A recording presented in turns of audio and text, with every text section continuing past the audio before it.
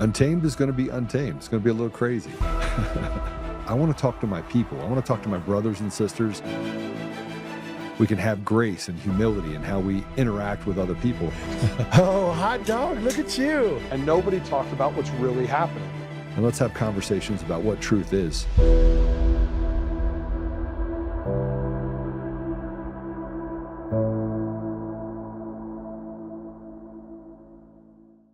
Well, happy Monday. It is a great day today. We've got the news cycle never ends for us over here at Untamed. I had an incredible weekend. I hope you guys did as well. We have two incredible guests that are going to join us today to talk about what is going on right now.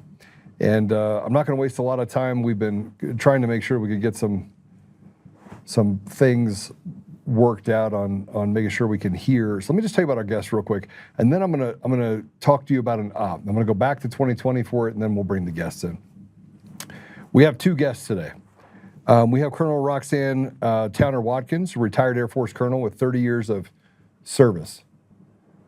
Entering an aircraft maintenance technician in 1979, she's rose through the ranks in command positions, including the commander of the Readiness Management Group and Deputy A9 at the Air Force Reserve Command. She holds multiple advanced degrees, including an MBA from Troy University, a Master's of Science from Air University, and a BS in Construction Management. She has it all figured out. But she's done some great things. She's also done and been speaking about things going on over the last 5 years pretty vocally. But she also she retired and became a real estate investor. And then from there, she's kind of worked on diving into podcasts that dives into World War II intelligence history and just as a wealth of knowledge. Our other guest is going to be Brigadier General retired Blaine Holt. He's a highly decorated U.S. Air Force veteran. He's a former NATO senior leader and current president of Factor X Research Group. You've seen him on multiple shows. I think you've seen both of them on multiple shows. But as the Air Force commander, where is this? Let me put my glasses on. Courage Republic, he masterfully led one of the DoD's most complex logistics operations during the Afghan surge amid violent revolution and political upheaval, earning the Bronze Star and a prestigious Council on Foreign Relations Fellowship. He rose to become the second highest ranking U.S. military official at NATO, recognized by the Supreme Allied Commander Europe as the #1 strategist and innovator for his leadership in foreign critical defense solutions during intense geopolitical challenges.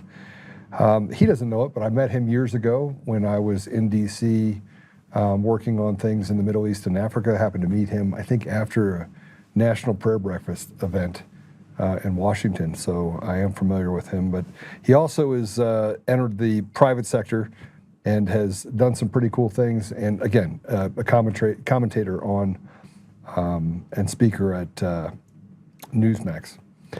Now, before I bring them on, and there's a lot of things to discuss, I want to put this post up. This post is really important, and I'm not going to waste a lot of other time after that going through the why, but I am going to ask our guests a little bit about this. There's a post that is going around, and it says, let me just kind of read you the post, or if you can put the post up first. So this is a post that goes through what's happening now with Americans that are blocking traffic. This is in response to Renee Good being shot. And here's the op. First of all, you need to know a few things. And we'll read through this, but the way that this is written is it's written in such a way that it gets everybody on board. Now, if you go back to 2020 and we're talking about the George Floyd incident, it turned from George Floyd incident to everyone wants to be on board for supporting black people and police abuse. And they used that as the poster child, but there was enough controversy around what really happened that it started to divide the country. So it was the perfect op. I mean, if you were running a psychological campaign, you would use a guy like George Floyd, a guy that was flawed 4 times the lethal limit of fentanyl in your system. You would show one perspective of Derek Chauvin leaning on the neck of George Floyd. You wouldn't give any context to it. You would use that as a way to reach into and grab the guilt of good people in this country.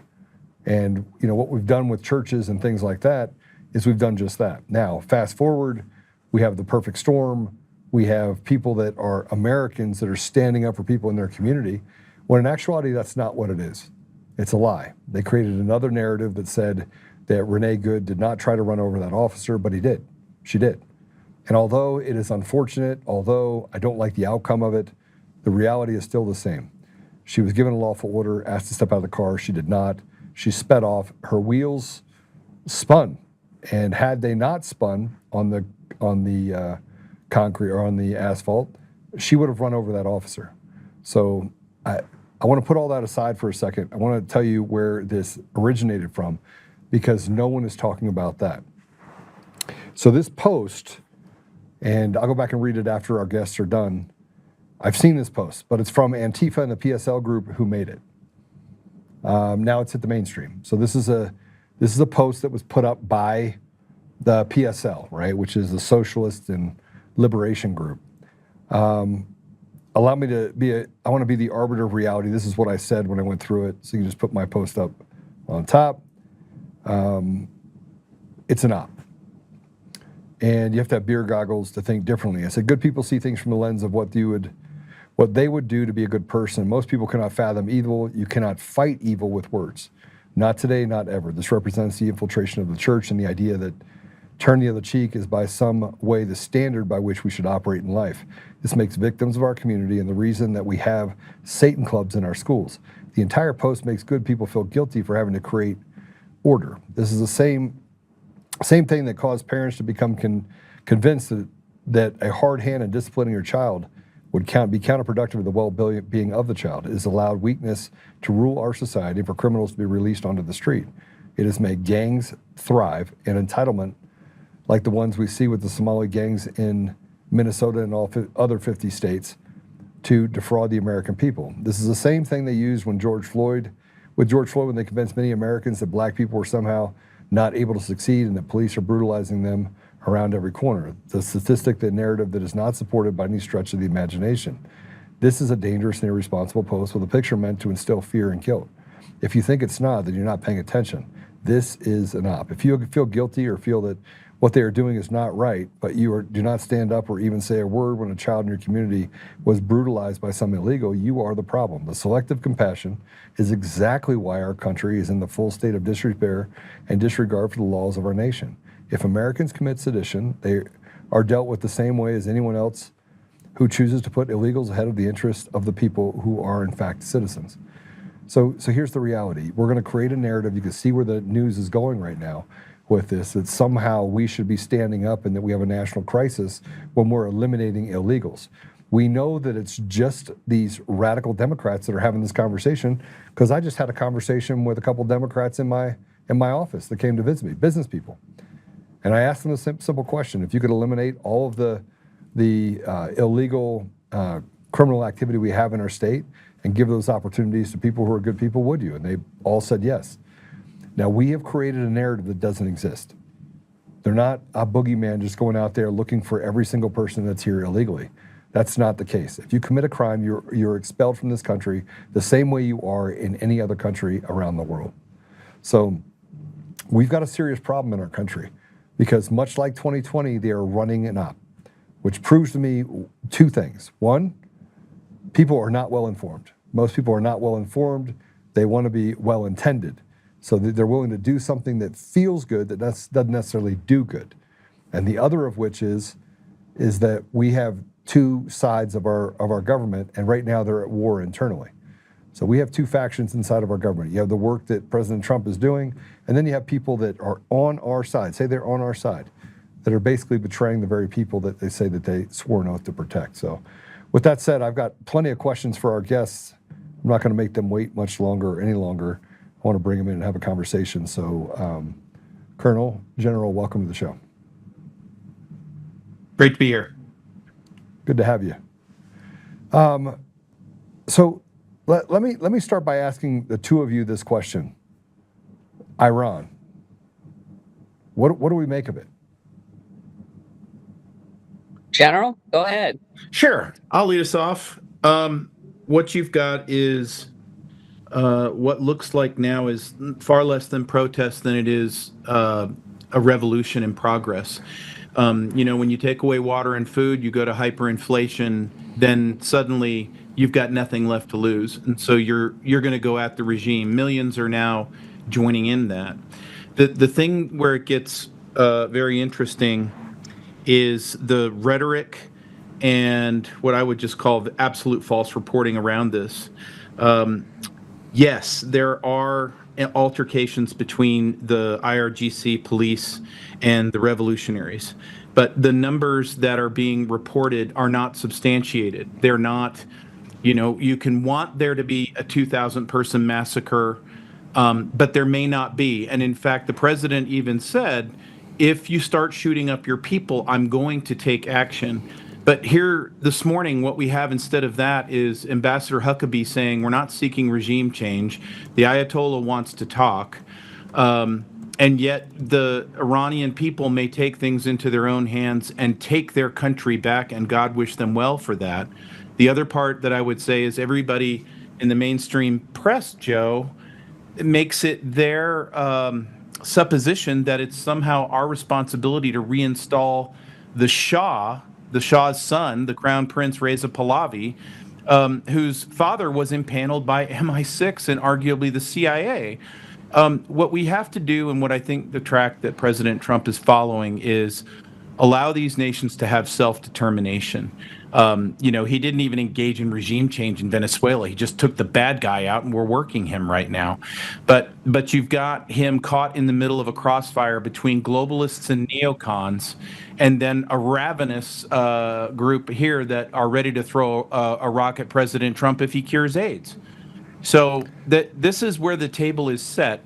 This thing could go left, right, up, down from this point right now. But what I think we're going to see is an Iranian people that quite organically, maybe with a little bit of intel help on the ground, takes care of its own problems. And it would be in our best interest if it could be that way and not just go watch more endless war in a multi-front global conflict that we're fighting with the globalists. And so I'll leave it there. And I absolutely do remember meeting you, and I've met you twice. And so that's great. Thanks for having me on. Colonel? So anytime anything like this happens, I have to admit now, after the research that I've done, I'm always suspect at the very beginning. And since I'm new to your audience, I just want to clarify something. When I talk about the CIA, I'm not talking about the current CIA leadership, because I do believe CIA Director Ratcliffe is a good guy. But I commonly refer to the CIA as the nefarious people that have constituted the CIA over the last 75 years. So my first instinct is to dig into who's over there and whether or not it's organic. Because at this point, I question all of this stuff. And to the best that I can find using the media and people on the ground over there who I follow, it does seem to be organic. Is there other countries that are present? Yes. And you have to try to discern what role that they would be playing there. Because there are people that operate under contract to the CIA that are not even under the control of the CIA. And so that's kind of my go-to, is looking for whether or not these uprisings are organic. Because as you pointed out in your post that you made, a large portion of them that I've researched are not organic at all. Yeah, I mean, this is a pretty serious problem that we're facing right now, because and I shouldn't know it. Sorry, we had to set the camera. But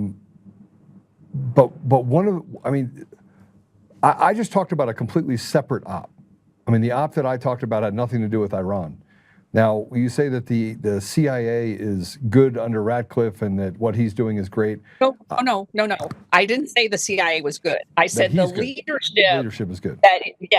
That he has in his immediate proximity. That in no way reflects all of the people that are there now, because they were all put there and hired into their current position by really bad people.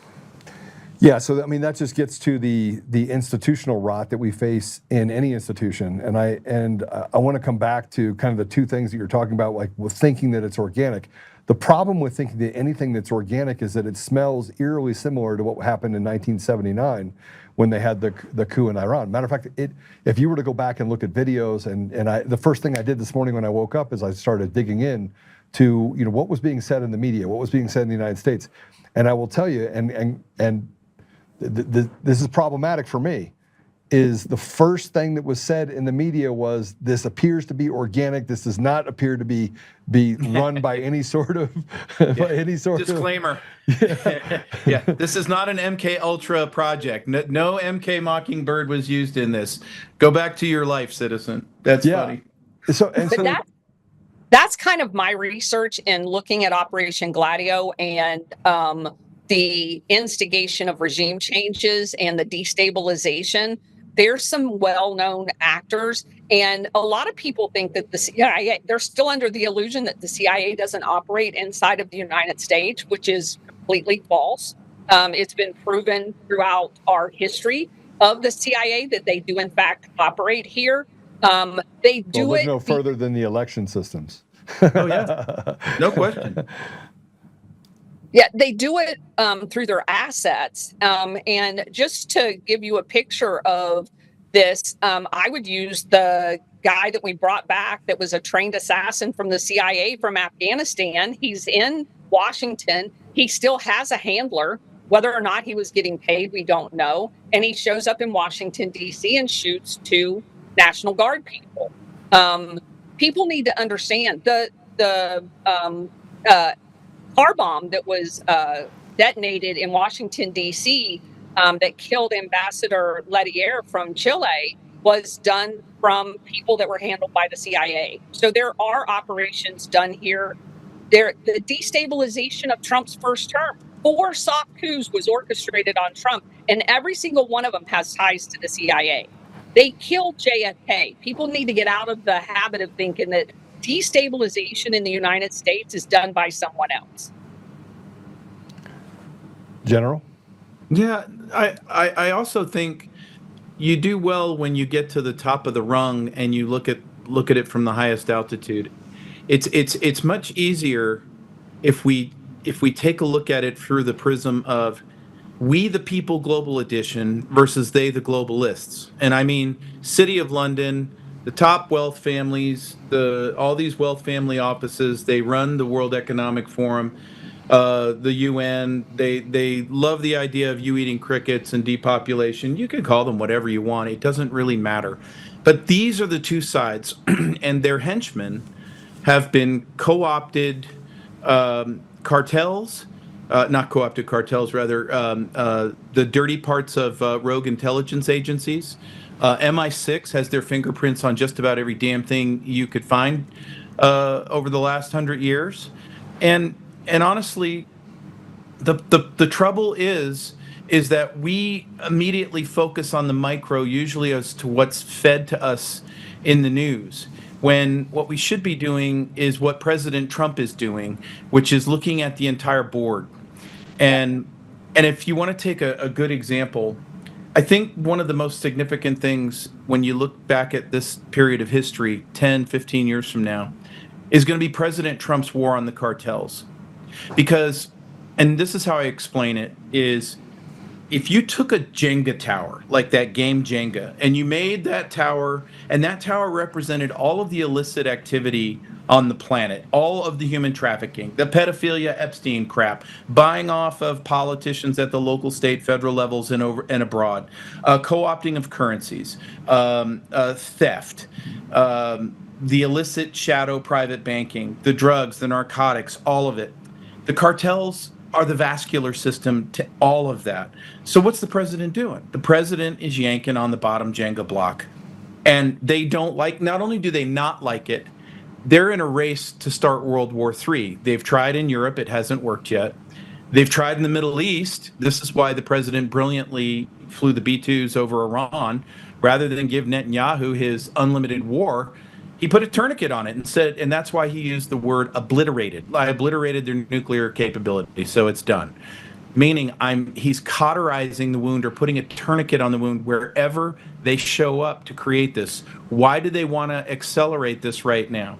It's because of the financials. Their Ponzi debt-laden scam is going into the sewer. Look at the bond markets, look at the metals markets, the macroeconomics here matter.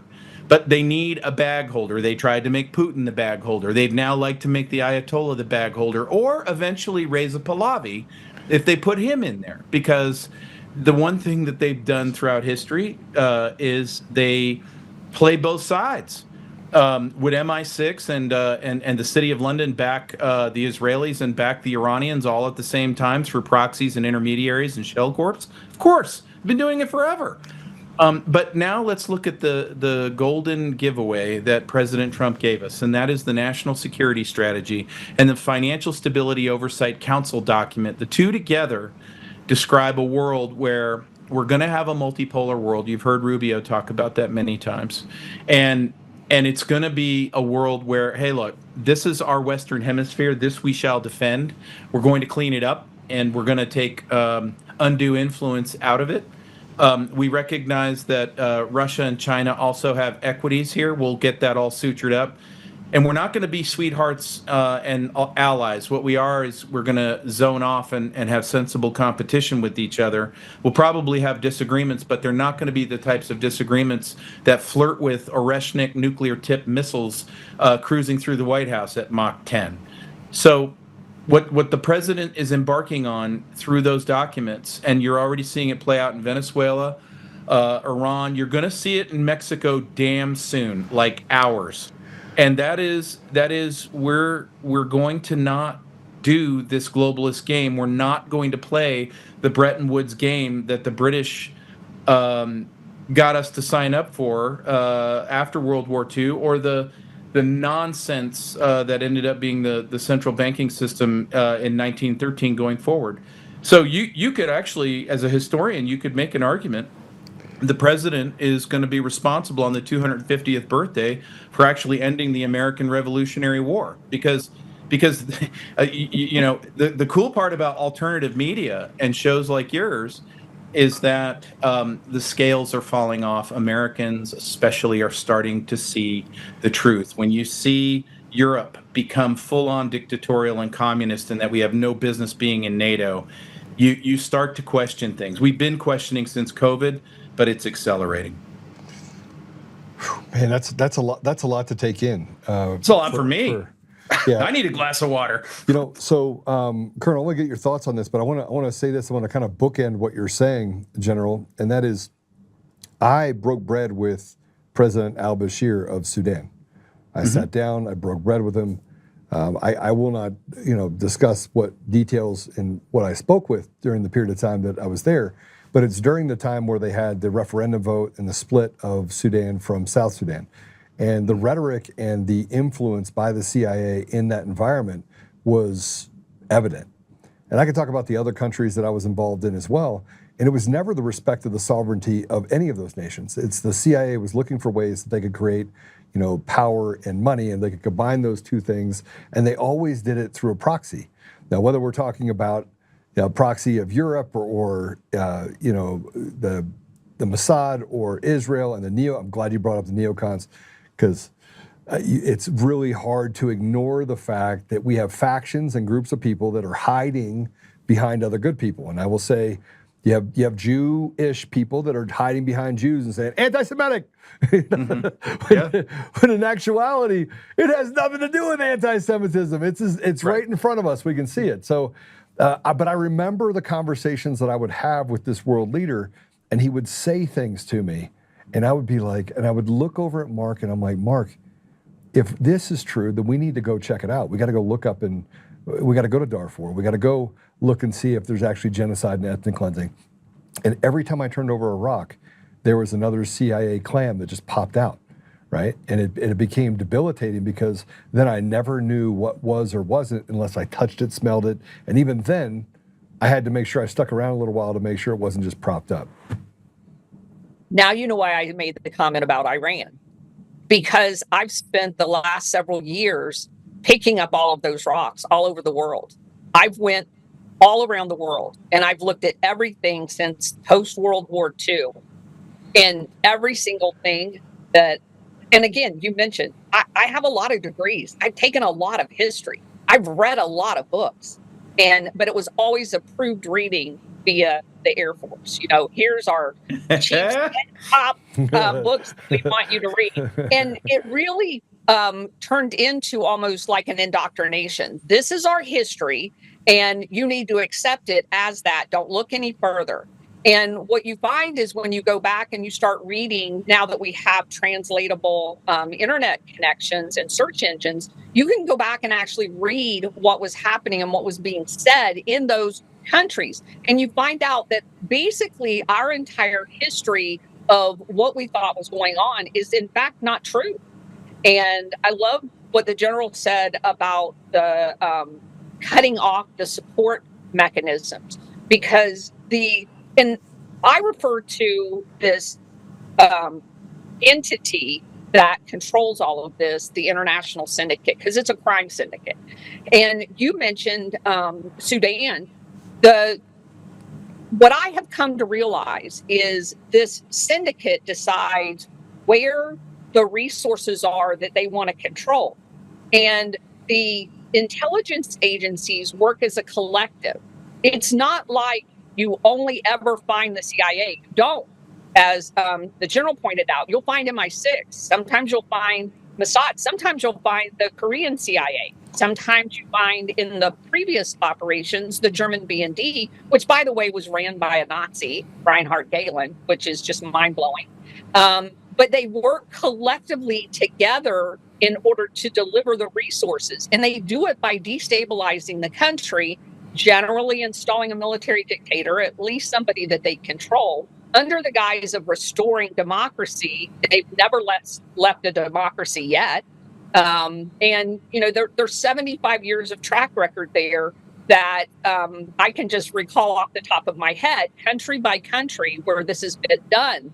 And that's what they're doing to the United States. This destabilization, anytime they have a president that they don't control, they'll get rid of them one way or the other. They'll try really hard. And there's entire institutions. I ran across the Albert Einstein Institute that was ran by Gene Sharp and a special operations colonel from the Army. And they literally have it's out on their website. They brag about it. They have video of how they go in to take things like Antifa, like BLM, and they train them to destabilize. These people are trained by professionals on how to orchestrate it. They did it in Bosnia. They've done it all over the world. They did it in Bangladesh here recently when they overthrew that government. And they're trained professionals that do nothing but go in and destabilize countries. So because we wanted a NATO base in Bangladesh, and the duly elected prime minister or president said, no, we're not going to do that because that's going to destabilize our country. And they're like, okay, well, we'll get rid of you.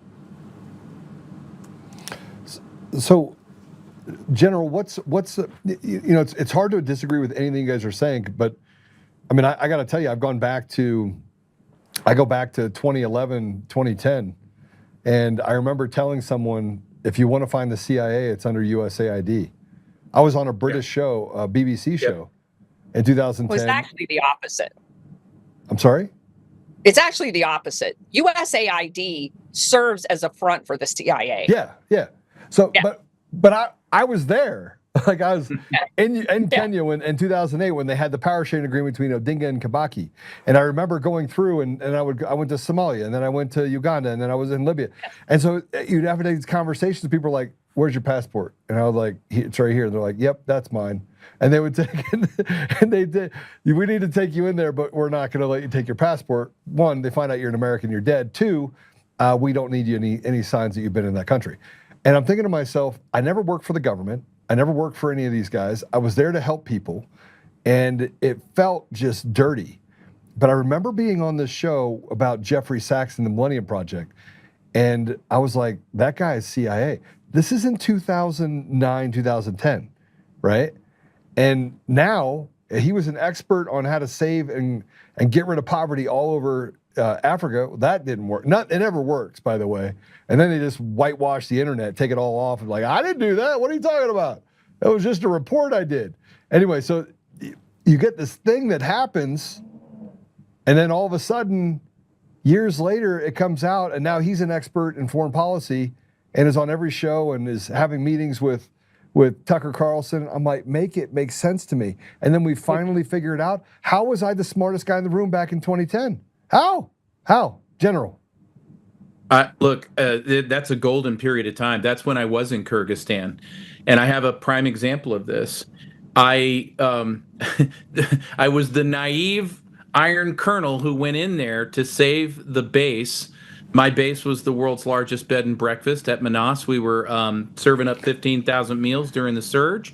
We were providing a third of the air refueling gas over Afghanistan. But the kids from the other side of the of DC, I guess they had a color revolution planned, and they didn't want to inform me about it, even though I got to meet with them once a week. And it was looking back that I started to see their fingerprints on things. I fought the good fight during the collapse of that country and the massacre that happened in Alto Square. I had absolutely gone into, 9 months before the revolution, I learned Kyrgyz. I was making speeches.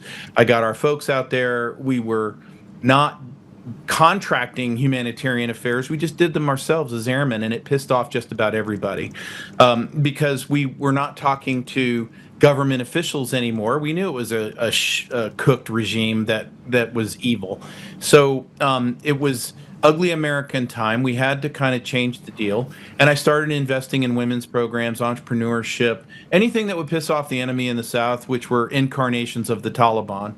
Right. And then every time my boss, General Petraeus, would show up, we would all be at the embassy, and he'd ask who was supporting my mission.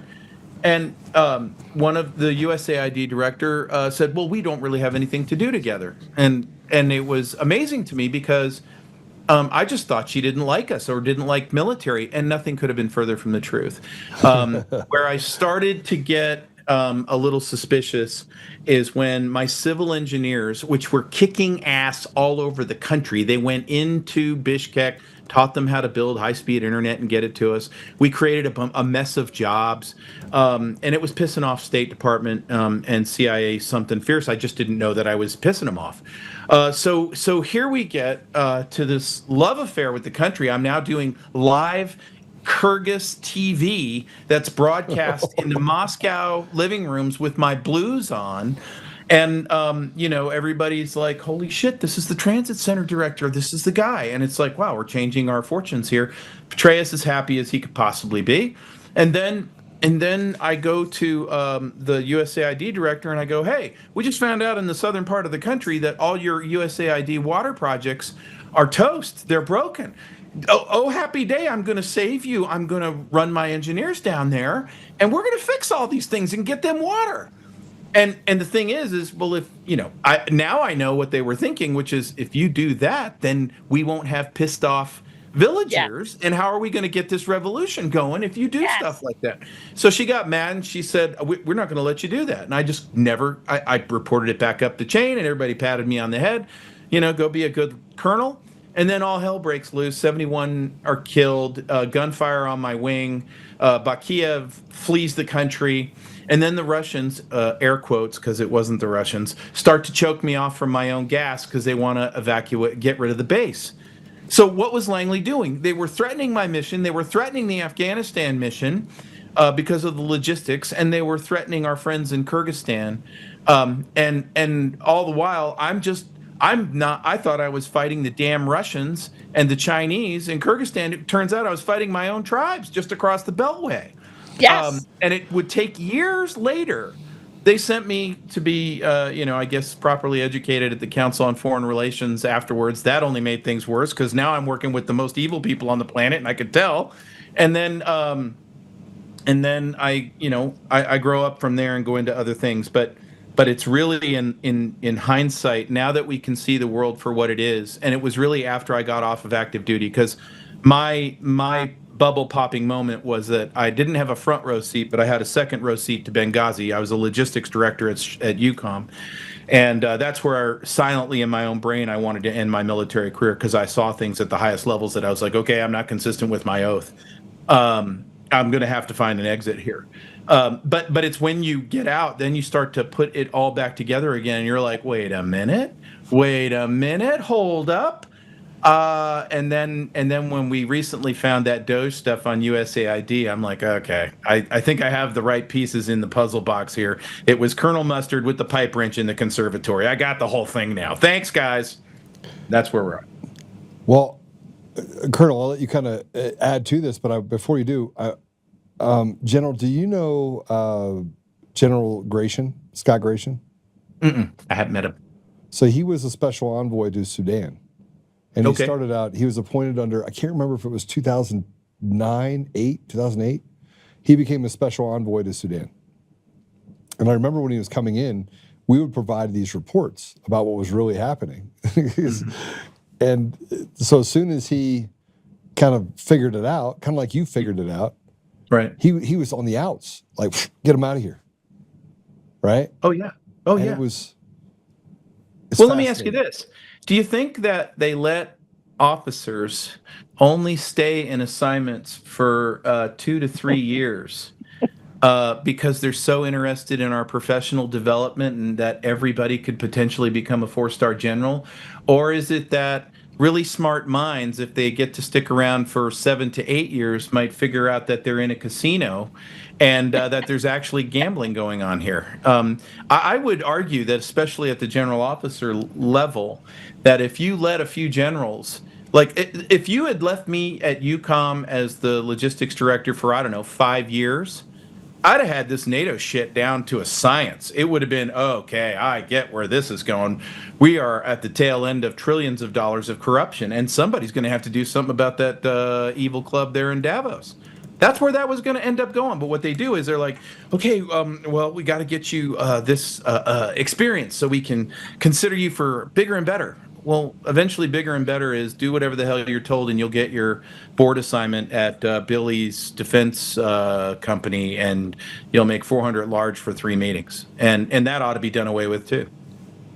Absolutely. Colonel? He's not wrong.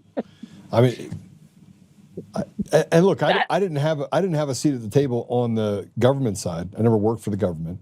You could almost say that the problems that I solved when I was there, people used to ask me, you guys have obviously more education. I went to a state school, so my books were lighter. They had less information in them. But I was really good at solving problems. And but the things that you're talking about, I saw. Like, I saw those things in real time. Well, the difference is we saw them too, but we didn't have the context to make them make sense. Because when you're in the military and you've decided that you're willing to give your life for your country, it never dawns on you that there are people in our country in charge of it that are evil. Because if you did, you'd have to leave. So you go along through your career with the assumption, and you're told constantly, reinforced with all of our professional military education, we're the good guys. Yeah. And you honestly believe it. Yeah. And so it's not until you, as the general said, when you leave and you start broadening your education basis, or you start having time, and the point that he's making while they move us every couple of years, I mean, my middle daughter went to 11 schools in 12 years. That's how often we move. So you don't have time with your job and everything that's going on in your life, deployments, wars. I mean, the last, 20, 30 years we've been at war. So you're constantly going on deployments. You don't have time to contextualize everything that's coming at you. It is only after you retire in that kind of decompression phase that you're going, what was that? And for me, once I started reading the unapproved book list and started going back over my career, I was at U.S. Central Command on 9/11. I was having lunch about 3 months later. So, around January 2002.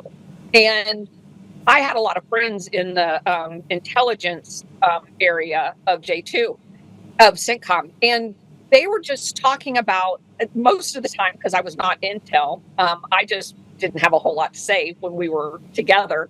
And they were talking about all of these countries that they had just gotten a tasking to do an in-depth profile on. And I come to find out, when I started doing my own research, that those were the countries that General Wesley Clark talked about, 7 countries in 5 years, and they were doing it in the immediate aftermath of 9/11. Yeah. And that just literally blew my mind. And I know they did it because I was listening to them talk about it. I know. Roxane, what gets me is, and I didn't learn this until I was a colonel, maybe a little older, but you really owe it to yourself to trust your instincts. And when you're a young major or a young captain, you just don't. And drinking the Kool-Aid. Yeah, you get fed this crap, and you're like, well, I guess this is what it is. I remember when 9/11 happened, and we were all like, you mean to tell me there are actually Americans out there who don't think it went down the way we saw it go down on TV? And I was like, yeah, what the hell's wrong with those people? And it's like, now it's like, what the hell's wrong with me? But when 9/11 happened, and I was a war planner, baby lieutenant colonel at European Command, my first time there. And I remember talking with others before the actual concept of operations came down to us about what the hell we were going to do. And all I was thinking my entire time, probably because I'm an airman, but I was thinking, okay, this is a global war on terror. That means we got to be everywhere all at once. Very small, limited operations with big effects, lots of asymmetric warfare. We're probably going to be doing a lot of electronic crap, sneaky Pete cyber stuff. And then the Army boys across the desk were like, no, we're going in with big, massive invasion forces. We'll probably start with Afghanistan, maybe Yemen, but definitely somewhere along the path, Iraq's going to get it. And I looked at them like, okay, you guys are Looney Tunes. That's nuts. This is a global war on terror, kids. So we're not going to go spend all that money, and we're not going to go have anchored in armies. We would never do something. That's just dumb. We can't win that way. And then here comes the plan. And we're like, whoa, hey, what are we doing? But General, who's coming up with these rules? Who's actually the one that is creating all of this chaos? Because I look at the government apparatus. It was cooked. And this brings me back to the 1940s, 1950s with the Wizard of Oz. It's real. I mean, if you look at the Wizard of Oz, that's a really good analogous to it reminds me of, there is someone behind the curtain. Who is it? There is. So you're completely correct. And this comes out of a thing called the National Security Council. And so what happens is you can have, and in the Pentagon, we have the best planners in the world. I mean, you want to go find the ghost of von Clausewitz, go to the 5-sided Wonder Palace. You'll find him. Right. You just got to go to cubicle 85 on the D-ring and you'll find him. But the I got you. But the problem is you get the National Security Council kids who all went to the Ivy Leagues. They've never worn a stitch of uniform in their life. They would be scared to death to hold a 9mm in their hands. They've got toy soldiers in their desk drawers, and then they come up with the scheme of ops. But what they are steeped in is private equity, investment, banking, the defense industrial base, monopolies, who's important on the Hill and who's not, what lobbying firms matter, which ones don't, and what they want their next job to be. And out of that is how you get your war plan. So the war plan that comes down as tablets from Moses is thou shalt build 130,000 force army, and after a really cool special ops opening, we're going to really get after these people, and we're going to get the Taliban out of the 9th century and into the 10th century. Well, and Joe, if I might, one of the looking into the CIA, you stumble across all of their money laundering, the drug trafficking, and how they pay for their covert operations with illicit arms sales. So one of the projects that I took on was looking at where all of the drug origins are. And I was astonished when I found out in the end of it. So, we were in Afghanistan via proxy in the 80s, fighting the Yeah. Russians. Yeah. And We then, didn't win then either. no, and we kind of hang around. And so the opium supply in Afghanistan just like is ginormous. So we kind of have a lot less presence there, and the Taliban takes over. And by the year 2000, almost all of the opium was gone, almost all of it. And then what happens? Oh, that's right. 9/11 happens. We go back into Afghanistan. And if you just look on Grok and say, what is from the 1980s until 2020, what was the opium production of Afghanistan? And it will blow you away, because they were able to get rid of it, but that cuts into the profits of covert operations. And so as soon as we go in after 9/11, it skyrockets. It doubles what it was before that. They have multiple ways They have multiple ways to avoid oversight. The black op to the black program to the contractor to the non-governmental organization, they'll go do the dirty work. We don't have to do it. It's off book. Don't worry about it. And they use all these monies, and this is why I believe President Trump has got a weapon aimed right at the deep state, which is an enabler. They're middle management. They're not the big deal. They're the middle guys. Yeah. By squeezing off all these activities that the cartels have provided. And so what we'll see, and I think this is very important to your audience, is the more pressure you see, especially after the Mexico piece starts to roll out, then the more the bad guys will be on the run and under pressure, and the more likely they are to activate cartel linked with terror cells here in the United States. And we will have to keep our heads on a swivel, because after 4 years of the wide open borders, they outnumber the hell out of us and our first responders. So sorry, Colonel, go ahead. Well, what I was going to say is the cartels are their network that they use for the distribution. There's a lot of layers up above them. And they definitely, what President Trump is doing is cutting the legs out from under them, as the general articulated. And it's critically important to the overall operation that's being done. But as he also points out, that's going to pressure them, and they're going to make some decisions that potentially increase the risk inside of the United States, which, of course, is why the timing of this has been so important. You could not address the drug, narco, I call them chemical weapons because they're basically made out of chemicals. You could not address that without having ICE all over the United States, where all of the major hubs of the network is. And if you look at where the major hubs are, that's where ICE is. And so they're taking out pieces of that apparatus already. All right, so now I'm gonna drop some truth bombs on you guys, okay? And I think you probably know this, so it's probably just teaching the teacher. But if we start looking at the apparatus of the narco unit, and it is not a parallel government inside of Mexico, or even in Venezuela. It is right here in the United States. And look, I always said this. I was like, look, loose lips sink ships.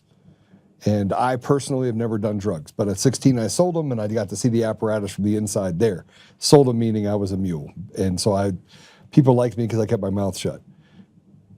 As I got older and got into the things that I had no business, and a seat at the table doing things that I had no business doing because I see dead people. I don't actually know how I became successful doing the stuff that I do, but beyond that, just put that aside for a second. There's been many times that I've sat at the same table with politicians, senators, reps, state, federal, people in government that are doing a line of cocaine. I mean, if you want to talk about the apparatus itself, the supply goes to people at the very top. So That's how right. do you? Yeah, I've made this point repeatedly. We just finished doing a book on the mafia, CIA, and George Bush, and in that book, it talks about the Bushes, Jeb Bush. Jeb Bush's first job was a money launderer at a bank in Venezuela. That was his very first job. Yeah. I'm very aware of how connected. Lloyd Benson, the entire savings and loan debacle of the 1980s was a money laundering operation for the mafia and the CIA. Yep. So I'm very aware. And it was all of the politicians in Texas. It was Jack Kemp.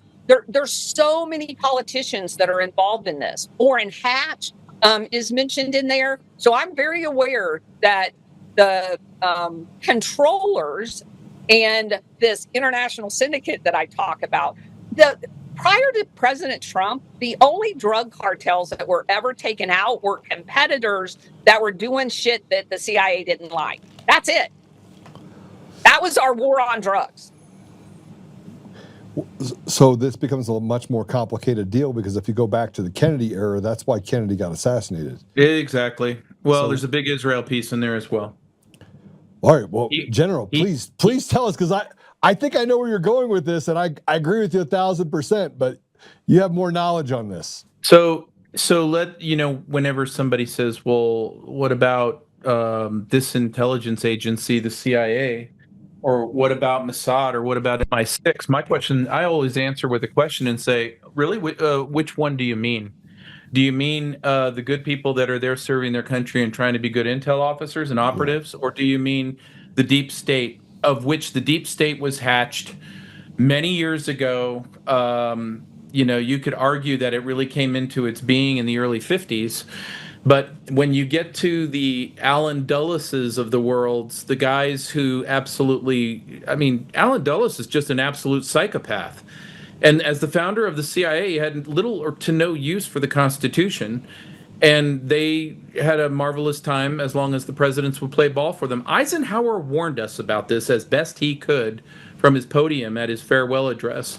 Well, he didn't, JFK saw this well enough and good and understood that his desire to dissolve the CIA or severely limit its powers, his desire to curtail Israel influence with its lobbying arms in our politics was problematic. And so they started building files, and eventually they built an operation. And I hope the actual truth does come out one day, but it probably is just like everything Epstein right now, where, we can't show you that because you might understand that there's a hell of a lot more going on here than just sex or pedophilia, as if that weren't bad enough. But we can't have who's paid off in D.C. and who's co-opted and has been for years, because if everybody understood how many people are owned, you might ask deeper questions. So my thing is, I think the deep state is a very good term for a transnational organization made up of rogue intel assets and their shadowy overlords. So I'm going to push back a little bit on the Eisenhower comment. That's fine. Eisenhower is the guy that hired Alan Dulles and John Foster Dulles. Mm-hmm. He is also the one that overthrew Iran, and he is also the one that overthrew Guatemala. I don't think he was warning us about it. I think he was telling us exactly what he did. I'm not sure all of that. So where I would come back at you, Roxane, in the nicest of ways and the most polite, genteel of ways. This is fun. You don't have to be gentle with me. is that, I think there were coercions in Eisenhower and his presidency that did not allow him the latitude for whatever reason. If you told me that, if you don't take this particular action, we're actually going to kill your daughter right in front of your face, I don't know what I'd do. I don't know how I'd react to that. And I don't know how Ike would have. But I want to take you back even further when he was a general. Patton gets killed. Patton gets murdered. Not a car accident. Everybody assumes the Russians did it because Patton said, well, maybe we ought to just rally up the Nazis and go get the Russians. But let me posit a different outcome. What if Ike and Patton, who were very dear friends, I mean the closest of Yes, friends, they were. started to understand the city of London and all of its complexities and what Wild Bill Donovan was really doing there?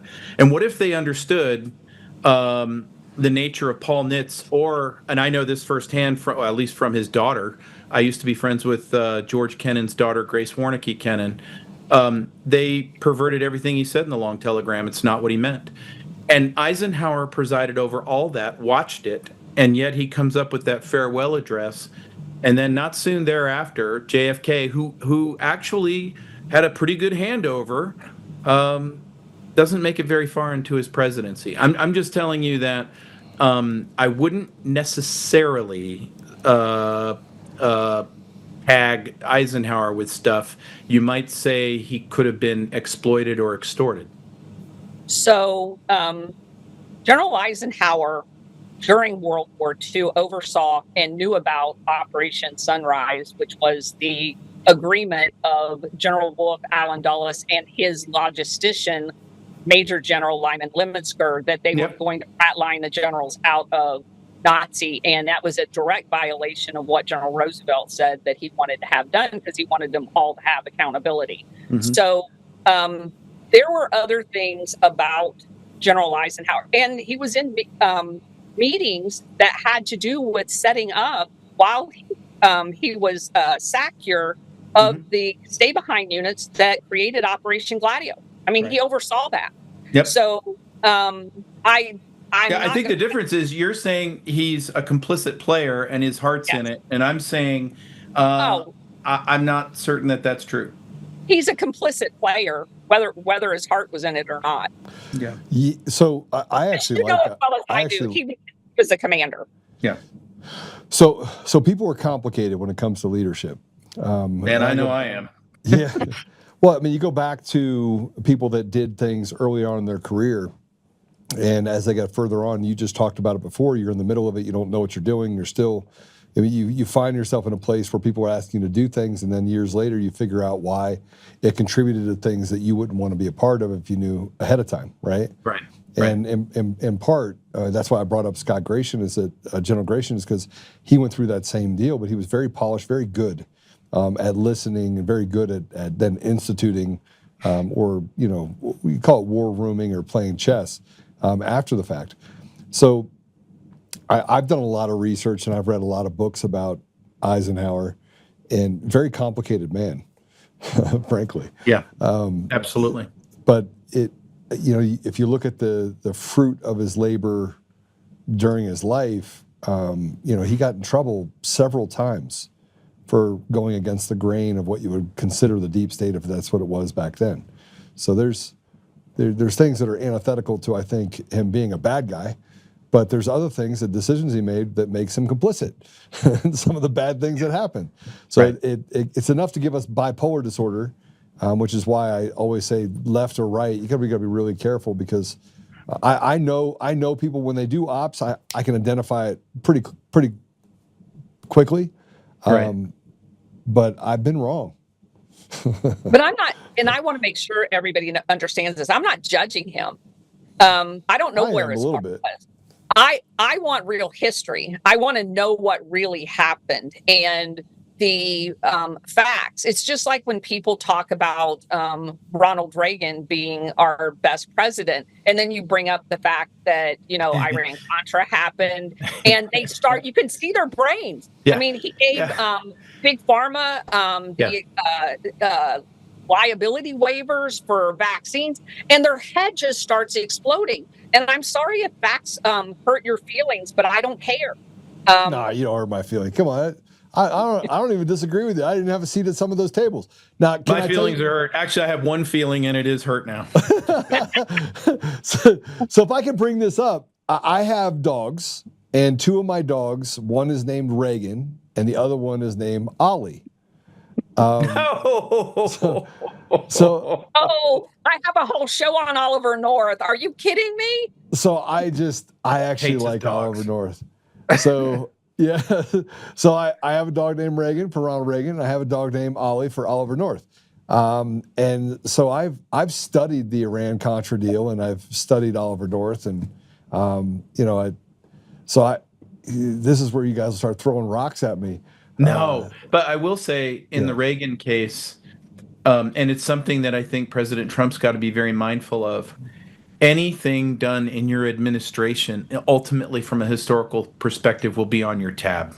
And so the problem is, you've got our president today who is absolutely taken on the biggest fight I think we've taken on since our founding. I'll just say that about the cartel thing. And it's very consuming. And yes, the man is playing 5D chess, whether you like it or not. That's exactly what's going on here. Well, while that's happening, do you think there's people on the admin that are taking advantage of the bandwidth he does not have, and that they're running their own agendas and they're running their own deals? Well, I mean, you can look at Tulsi Gabbard's frustration as she tries to go about getting her mission done, and she's openly and in the press fought by other members of the administration. In other words, could things happen in the next couple of years that get subscribed to President Trump's tab, whether he likes it or not, whether it's kind or unkind? And everybody will have their reasons for why things happen. And I think that there's going to be cases where Ronald Reagan chose probably the least worst of bad options. And then there's going to be times when they absolutely did stuff below radar. I know for a fact that Ronald Reagan did not have 100% of the fact pattern on the Iran-Contra thing. However, did he know enough? Did he know enough about it to have some stains on him? Yeah, I believe that too. It's not a pretty job. It's not a pretty job. But both men inherited absolute messes. I would argue President Trump's inherited a much bigger mess, since you've got these craven psychopaths that seem to think that we can all survive a nuclear holocaust. Well, that leads me to the what's next, right? So we all know that history is written by the victors. That's why we've gotten some of the stories we've gotten out of World War II that I think that frankly we've gotten wrong. But and if you look at history over the last 80 years, the facts they state are not supported by the outcome, frankly. Right. But let's talk about from Ronald Reagan working up and seeing this, and I'm sorry, I'm going to call it a uniparty, but the betrayal of the American people over... There's no aisle. There's no aisle. Yeah. None. Zero aisle. There's some good Americans, and it's in a sea of shit. Yeah. Pardon my Chinese. So that I'm glad you pointed that out, because that we have seen the haves and the have-nots, and they have nothing to do with being an R or a D, conservative, liberal, progressive. Right. None of that stuff matters, right? And I think this is my mission. My mission is that I'm going to look at ideology from a very, very microspective lens. Right. But if you look at the handoffs that happened, let's say Bush Sr., because I think that's when you saw that influence of CIA in Reagan's administration, and then Clinton, which went against, I mean, he'd be a modern, he would have been a modern Republican today, right? And then you look at, but the handoffs he was still a criminal, though. I'm sorry? He was still a criminal, though. Oh, yeah. Of course he was, but that they only elected criminals, and then you had Bush, the third, and then you have all of these things that are stacked on top of each other, and then you have a disruptor that comes in Trump, that basically played the game of who moved my cheese over 4 years, and the obstructors were the Republicans, not the Democrats. But I want to ask both of you this question, and you guys can figure out who answers first. We don't have a nation, and we have nothing unless we can create some permanent environments where things are not temporary. President Trump's 4 years were undone in less than 30 days, and it went drastically the other way by 300 degrees, right? Right. We've only been able to claw back 10%. The 90% of the damage that was done by Joe Biden is being supported and blocked by Republicans again, just like it happened in 2017, which led to the midterms in 2018, which saw the House, the Senate, and everything flip, and then the impeachments that followed that. We're in the same boat right now, and there's no permanency to what's happening. So doesn't President Trump have to get to a place where he goes super drastic, and he's running out of time, by the way, super drastic to the point where he starts pulling different plugs out, Insurrection Act, to get to a place where we can get free and fair elections and remove the boogeyman that we can't see that we know exists? Yeah. So here's where I see us. It's my prayer every day, Joe, and I'm certain that both of you share it with me. We had better start seeing very, very soon things that are massive. And what I mean by that is we have two rails that are of great danger to us as a nation. One, the executive orders are not codified. There is no action on Doge. I put those two things in the same bucket, meaning the Congress with no aisle is against the president. It is the swamp versus him. But the other part of this is the illegality. And if there's not to be a season of accountability, and I mean radical accountability, that means we call a traitor a traitor. That means we issue the appropriate sentences. That means the appropriate, we're not bashful about having tens of thousands of indictments. We're not bashful about arranging for a process that holds these people to account. If we do not do that, the bad guys, especially here in this country, these 4 years of Trump have scared the living daylights out of them. They won't be nearly as kind as they were during the Biden administration. And what will happen on the other side of this administration, if they are to take power again, will be nothing more than the final destruction of the republic, the loss of our freedoms, the loss of our Constitution. I understand how hyperbolic this sounds and how sky is falling this sounds and how alarmist it sounds, but I'm afraid those are the stakes. And if you don't have the courage to at least call the stakes what they are, then we're already in real trouble. And so those are the areas where we are way far behind the timelines on what's required to get to this. And honestly, if nothing happens between now and the summertime on those topics, well, then we're going to have the midterms. The Republicans will gladly hand over the reins of power to the Democrats because they know they will impeach Trump within weeks. And those are the outcomes. And then we're in the place that I've described. So I'm I going to go ahead. give sunshine here. I'm with the generals, but go ahead, hit me. So I White pill believe me.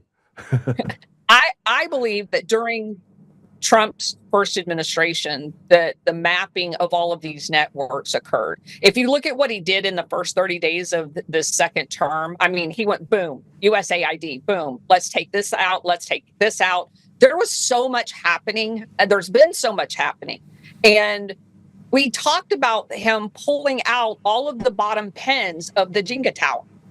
So if what we talked about earlier, and I don't believe it's an if, I believe it's a when, as Mexico is confronted, and Colombia, which is the source of over 80% of the cocaine, those two linchpins are going to make the tower fall.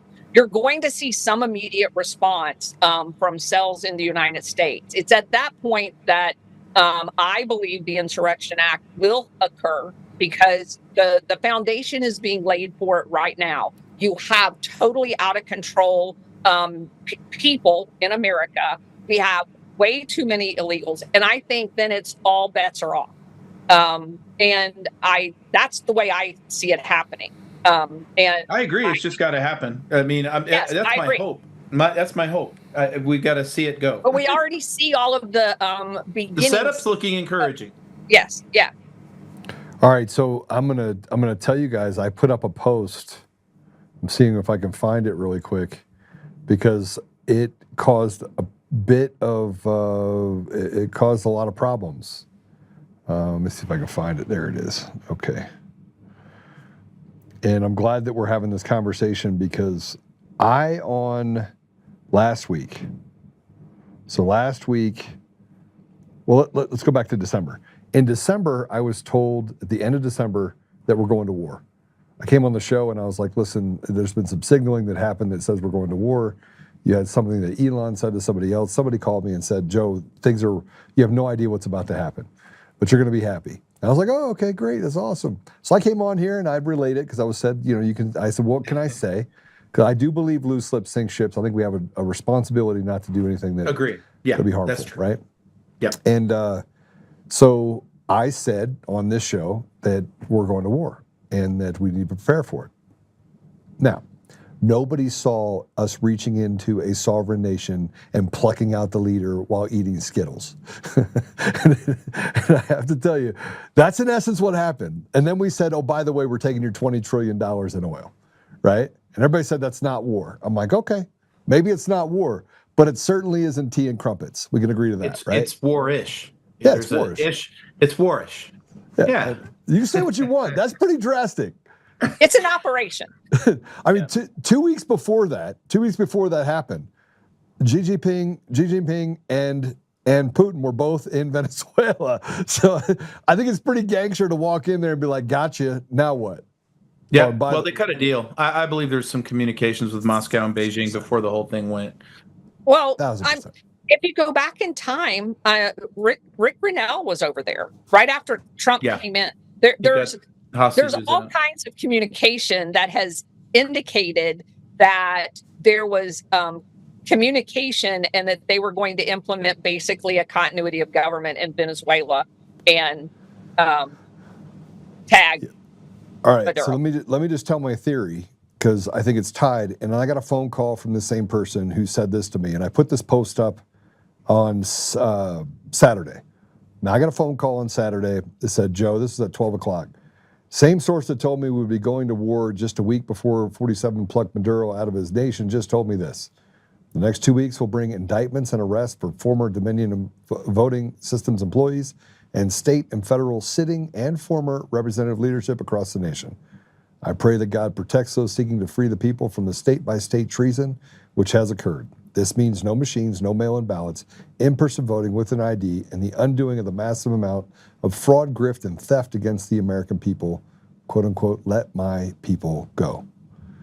Okay, so this hit, I don't know, 600, 700,000 people, 800, I don't remember how many. The amount of backlash that I got from putting this up was ginormous. I had people reaching out to me, telling me that I had this guy, Brian Cates out of Florida, you're letting out national security secrets. Before I put anything out there, by the way, I make sure that I'm almost like a useful idiot, okay? I'll ask the question, do you want me to put this out? They're like, yes, please poke the bear. I'm like, okay, I'll poke the bear, done. Poke. I will stir that bee's nest till the cows come home because I've learned to trust certain people.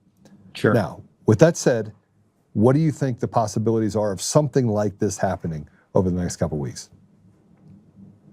Well, I don't do timelines, but the Dominion voting machine fiasco is going to get revealed.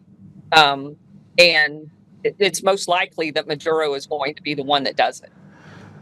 But I don't believe that the narrative that is out there about the way that whole operation works is per the CIA, it's Venezuela. Yeah, because I don't believe anything the CIA says. It's CIA. They recruited Coomer. Yeah. I'm telling you right now. Like I'm a system architect. I went to Washington on January 4, 2021. I wrote a model. Remember, I was literally a tech guy that was going to sell my company for $200 million. I happened to stand up for people in my community because it was burning down during the COVID deal. I wasn't a part of the election stuff until Coomer got on the call. And I was up elk hunting when all that stuff happened. And then like, oh, that didn't happen. I got slandered from both. That's why I know there's no aisle. Yeah. Both sides. And I've spent millions of dollars. And now I'm a podcaster. I've been relegated as a podcaster. So I don't have any tech experience at all, but I do have research that says from 1948 until yesterday, the CIA has been involved in election interference in every consequential election around the world. And I can document it. And so somebody's not going to tell me. Colonel, I literally took I built a model. I went to Washington, met with John Eastman and everyone else. I remember. And I was like, this is what's going to happen. And they they started to laugh at me. Then I met with NSA guys and they're like, how did you know this? And I was like, because I'm clairvoyant. Then on the 5th at night, they woke me up. Yeah. They woke me up and said, how did you know? And I'm like, listen, I read every RFP, RFQ, looked at the manuals, and that's when the attacks on my family just intensified, right? From our side. Right. Yes, our side.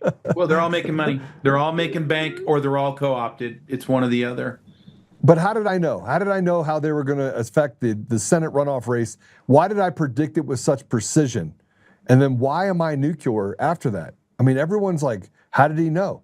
Well, because I understand how systems work, which is why I know that the Dominion people, and now I've done all the math and the algorithm research and dissertations, and I understand how Coomer came about. I learned all of it, right? I still have a trial. I have a trial coming up in April for defamation, and I never lied about anything. Yeah. Well, what will be lovely to see is when the backlash does come. I just would love to see all those people rot and get what's coming. But in terms of timelines, it's very clear to me. It's March 5th, 2:30 in the afternoon Eastern. We're going to see the entire. No, I'm just kidding. What you have to say is that even though the president has a plan and a strategy and he's moving forward, in warfare, you've always got to understand that the enemy gets a vote. And while you can be very good about red teaming your enemy and predicting their next move and the second and third order effects, they understand that you're working that way. And so it's a circle inside of a circle inside of a circle. In the Air Force, we call it the OODA loop. And, and you gotta, and it's who's going to get inside of whose OODA loop quicker and faster and make decisions faster. And that's why I think a lot of us get frustrated when we see just volumes, delusions of evidence since Inauguration Day go sailing by our faces. And, right now the president has a better arrest record than Pam Bondi. He arrested one and in Venezuela, and she's arrested nobody.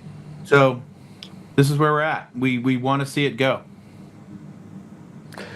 Yeah, no, it is. What's fascinating to me about everything that we're going through right now is the amount of alignment with the people who are legitimately good people going forward, right? That you can start to see the wheat from the chaff being separated. Yeah. And the result of that is, look, when somebody attacks me, now I just have no patience for it. I don't actually get upset anymore. I just like, okay, you're just, do what you're going to do. Right. I'm going to do what I'm going to do. And, I'll see you on the other side, right? But it is, we're in a really amazing place. Hey, listen, I appreciate you guys coming on. I have loved this. General, I wish you didn't have that. Sorry. Newsmax. We're working on it every day. Because I wanted to see your face when I put up that post. I wanted to just be able to read your expression. Because I think that one of the things that I've learned through all this is that you never have to run away from the truth. But if you speak the truth, they will find a way to get other people to run away from you. That's right? Yeah. So I just have become patient with the idea that God is in control. We even say that the bad guys have a story or have a seat at the table. So does God. Matter of fact, he created the table. That's right. That's exactly it. And I can't tell you how much I appreciate the opportunity to sit down on your podcast. I'm a fan of all that you've done with this stuff. It's, I'm very big into promoting Americans now need to come to service, and we need to see a rebirth of the American citizen servant leader. I see it all over the country, from Doc Pete Chambers running for governor in Texas, and on and on and on. But Americans are pissed, and they're waking up, and that is my source of optimism in addition to our faith in God. All right, General, how do people follow you? Well, come see me at my podcast. I'm at dangerousintellectuals.com. Today's episode has my friend Navy SEAL Mike Sorelli on there talking about leadership in chaotic times. And I'm at Newsmax. I write a column called The Irascible Disruptor, and I'm always contributing probably about 5-6 hits a day on Newsmax and radio and wherever. All right, awesome. Thank you. I appreciate you being on. God bless you, and thanks for coming on. I'll follow you on your podcast. And then, do you have a X handle? People can follow you as well? It's at Danger Thinking. Okay, I'll follow you right now. I knew I that probably would already pick do me, follow. Roxane. Right. Danger Yeah, I thinking. saw your announcement when you first started doing your podcast, and I'm like, oh my gosh, I'm going to love this one. Here we go. At Danger Thinking. All I right, even I'm have following Stephen you now. Greer on one of these things. That was fun. Well, I'm excited to and I see your podcast now, so I'll watch the latest episode. Always at your service. All right, thanks, brother. I appreciate it. Thank you for your service too, very Thank much. you. All right, God bless you, God bless. Colonel. Yes. How do people follow you? I do a Monday through Friday at 4 p.m. normally when I don't have an awesome invite like this. We do book reviews in spaces on Rumble. And on Rumble, my channel is The Colonel's Corner. I also have a Substack called The Colonel's Corner. And on X, my handle is at Colonel spelt out Towner. At Colonel, what is it on X? It's Colonel spelt out, not abbreviated. Towner, Towner. Oh, I was following you already. Oops, I just unfollowed you. Then I just refollowed you again. Sorry. Now I'm following you again with the follow. Awesome. All right. Thank you. Thank you for your service. Thank you for just all the work that you've done. And thank you for just, staying committed, right, to the people. I think that we are in a weird place. I have started to take my baseball bat out less and just recognize that we're kind of all on the same team. And then I do smack people like Brian Cates around a little bit because he's like, national security secrets. I was like, you have no idea what that means, right? So it's always fun. It's always fun. But thank you for coming on. God bless you. Sure, no problem. Thanks for having me. All right, take care. This was an amazing interview. I loved having them on. I loved having them on because of the amount of knowledge that they have. So you must go follow them. And then you have the Colonel's Corner on Substack. Go there as well. I was already subscribed to that, so I get the emails. And if you could contribute, obviously on Substack you can contribute to that as well. And then in General Holt, please make sure you take the time to follow him as well and to watch his podcast. We are, as we talk about some of the things, I'm going to go back to this for a minute. We talk about this timeline. I think it's really important to understand that although my friend said within the next 2 weeks, I think about things as timelines being fluid. I hope it's 3 days, frankly, but we don't know. We just don't know. We don't know what time will allow. I certainly was disappointed when we went into the first of the year and nothing happened. And I was like, and I wanted to call my friend and be like, you dogged me. And then all of a sudden we plucked Maduro out and everyone acted like that was not a big deal. Like the media thought it was not a big deal. CNN didn't talk about it. It was like a blackout of all sorts. And we reached into a nation and took out their leader. And you saw a quiet come over radical leftists and people in Congress. Not just though on the left. It went quiet on the right too. And it's really important that you understand signals. And signals are really important. It's sometimes when I was overseas, I was learning on the job. So someone would ask me to go in and look at something or fix something or look at this project or that project, or hey, this is what's happening with Bashir and this is what's happening in Darfur, and hey, this is what's happening in Somalia. And so they just say, Joe, can you take a look at this? And I would look at it and it was mostly a test. Like, I wonder if this guy can figure this out. And I typically did. I could solve problems. Don't ask me how I did it. I don't know. But I was enough of a threat to that deep state that we started talking about because of the conversations I would have, and I was articulate, and I would just read books. But I became really, really good at seeing signals. And I was more concerned about the things that people didn't tell me than what they did tell me. And it's the idea that when you walk up to something and you could see people pause and then they'll move around it. I even do it. Everyone does it. It's human nature. Those are called signals. So you walk up to a story and then you basically cut out a part of the story and then you continue. That's usually what you want to look for because that bore the most fruit. It would tell you what the underpinnings are if you're dealing with a social conflict or a tribal dispute, or we're talking about the transfer of oil or oil proceeds from Sudan to South Sudan, or even things related to sanctioned nation status and Kanana sugar, which is a part of Sudan. Most people don't know this. And the different agreements that they had in different countries, or how does Dubai play involved in this? How does the UAE, and there's Qatar, and so you had all these different pieces. And I would sit in these rooms and I would just try to read signals, and then I would go back to the United States and I would listen to the news to get those signals. And typically that was how I would come to a conclusion on what the best path forward was, because I could then say, all right, if a signal's here and a signal's here, that means that these people, called triggers and identifiers, they have different things that they need. And so let's try to fit them together so that we don't have conflict. And war happens when people have the same outcome, but they're diabolically opposed. That's when you get into war. So I didn't mean to teach the teacher or walk through that, but it's really important that as we start looking at signals now, the signals are pretty obvious. It's obvious. Our government, inside the government, you heard the general. The general said, there is no left, there is no right. There is the American people on one side, and this agenda that President Trump has very clearly laid out, and then there is the evil that has already been captured.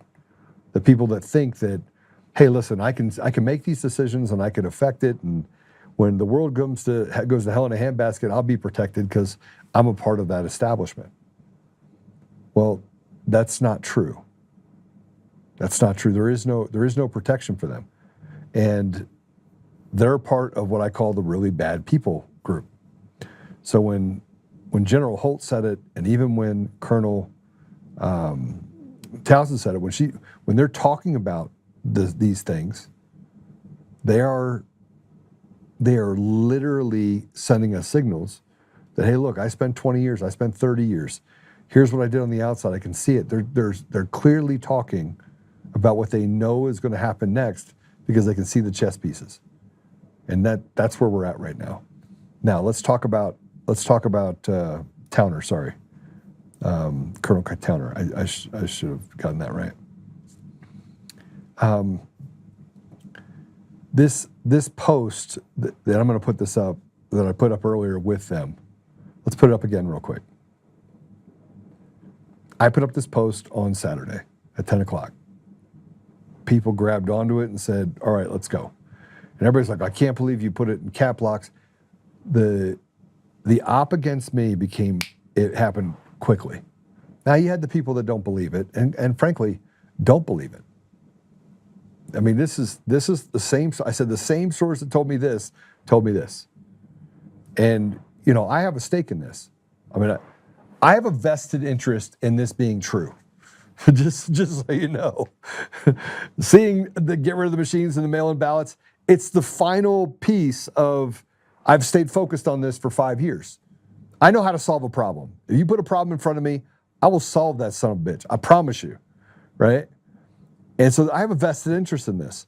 But as soon as I put this up, there's a guy that came after me. And I just had enough. I had enough. So this is what this guy said. You're claiming national security material concerning future classified military operations is being leaked to you by someone who can't keep their mouth shut. You claim you're in contact with someone on the inside who is deliberately compromising inside information so you can what? So you can blast it out there into the interwebs? If real, how it is not a national security breach. And if you call yourself a patriot, maybe stop leaking shit to the worldwide world about U.S. military planning, assuming your cool insider blabbermouth actually exists. If you're faking it, if you don't really have an anonymous source leaking classified national security information to you about future military operations, you're a clout-chasing faker. Which is it? Either way, shame on you for doing this. All right. So then he goes through and writes a bunch of other stuff, which we can say, about how I should be shot, right? And he tags Secretary of War. I don't know where the poke the bear or stir the bee's nest was going. I don't know who wanted it. I don't have that answer. I don't know who, and I didn't care. I asked a simple question. Now let me go back to what I said. I said that the same person that told me we were going to war which, by the way, this is not new news. Elon Musk said the same thing either that day or a day later. Matter of fact, I think I quoted Elon Musk when I talked about it. But I said that in the next 2 weeks, we'll bring indictments and arrests by former Dominion voting systems employees and state and federal sitting and former representative leadership across the nation. What part of that is a military operation? What part of that's a military operation? I'll wait. What part of that would... I think that I know why they wanted to poke the bear. And that's fine, I poked the bear. I did exactly what I was asked to do. I poked the bear. Now, who wanted the bear poke? None of your effing business. But the fact that Brian Cates came out this strong, and then I went back and watched Brian Cates, I went and looked at all this stuff. And I'm like, are you kidding me? Bro, you are like King Q. This is the original Q guy, just so you know. This is the guy that told us that there is an underground arsenal. President Trump is still the president. And I'm thinking to myself, and you're going to talk to me about breaking national security deal when you make up this tinfoil hat stuff? That you're bound to be right about some of it. And there's a little bit of truth in everything they say. But instead, you come out and say that I'm a cloud chaser. Look, there is nothing I would want more than for and by the people to continue to go back to where it is, where people actually have a voice. And I can go back to just doing tech and having a good time. And I might have to step out of the podcast at that point. Who knows, right? But you think this is cloud chasing? I was chasing clout. I gave up clout in order to step into a realm of protecting my brothers and sisters, because I am my brother's keeper, standing up for people in my community, because that's what I had done for 15 years prior to that. So I reject you, Brian Cates. I think you're a douchebag. A douche canoe, actually. Chris, I have to give you credit. I called him a douche canoe. Chris is like, I've been saying that for a long time. Anyway, Brian Cates, the douche canoe, said that I'm giving up secrets. All right. So with that said, I want to remind you of something really quick. When you get on the internet and you argue with someone, I want you to remember this. But there are people like this that look like this guy, act like this guy, hide behind accounts called Demcast, but they're on both sides. And take a look at this. One of the best ways to drain people's energy nowadays is via the internet. This woman is an astrophysicist. Actually, this is not how space works. Read a book. Now I just wait for the comments to come in. Hey, can you mansplain any louder? Yeah, sure. These are all different accounts that I have set up. The energy you get this way isn't quite as pure, but if you do enough of it, it'll fill you up. Shanghai sucked. Where was the Chinatown? Jason Mraz is just too weird for me. Jesus actually hates horses. Childhood obesity, LMFO. When they call you a dumbass, you know you've got them. They called me a dumbass. Women are getting too tall. Yeah. You can drain their energy via social media without having to even be near them. That is racist. You're correct. It is. Oh, yeah. Yeah. Yeah. Oh, they hate me. It's surprisingly simple to get total strangers completely furious with you. They should get a life.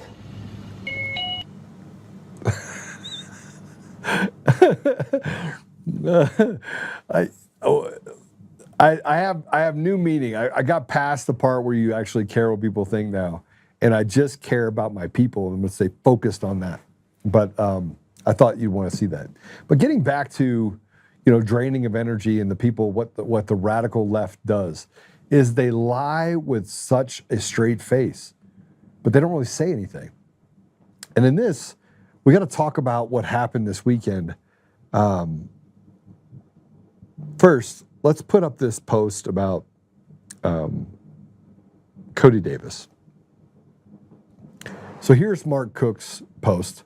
I want to know when Cody Davis of Mesa County Commissioners is going to stand up and share what he told me his thoughts were on Tina's sentencing as well, directly when he's presented with the evidence in Mesa County Reports 1, 2, and 3 in his office, including the backdoors and the voting systems that allowed bad actors to manipulate the results without the citizens finding out. Now, here's what I think Cody doesn't know, is that I'm pretty sure that they recorded that because you don't have to. It's a one-party state in Colorado. And so Cody's about to get caught in a little bit of a lie here in a lot of ways. Cody, please take the floor and share with everyone what you told me in your office. You have an opportunity to right some of the wrongs that otherwise could be a problem for you later. This is a good opportunity for you here. I do hope you'll do the right thing. It doesn't look like he is active on X, so if the citizens of Mesa County should make sure he gets an offer, I would be most appreciative. Here's the problem. He's the one that went to Victor Marks and tried to convince her, not him, not to pardon Tina. And by the way, Victor Marks changed his entire platform as a result of this. There's more on Victor Marks we're going to have to uncover here in a bit, but I don't want to get in the mud. But I will tell you that there's been some stuff that's come out in the last couple of days that's going to be problematic for him. But he's also squishy. He says, I'm not a politician, but he is. He talks about God as if he holds God to a high regard. But then he's institutionally dishonest, especially when it comes to Tina Peters. And he stepped on President Trump. He stepped on him. He basically said, I don't care what President Trump says, I'm just going to commute her sentence if I become governor.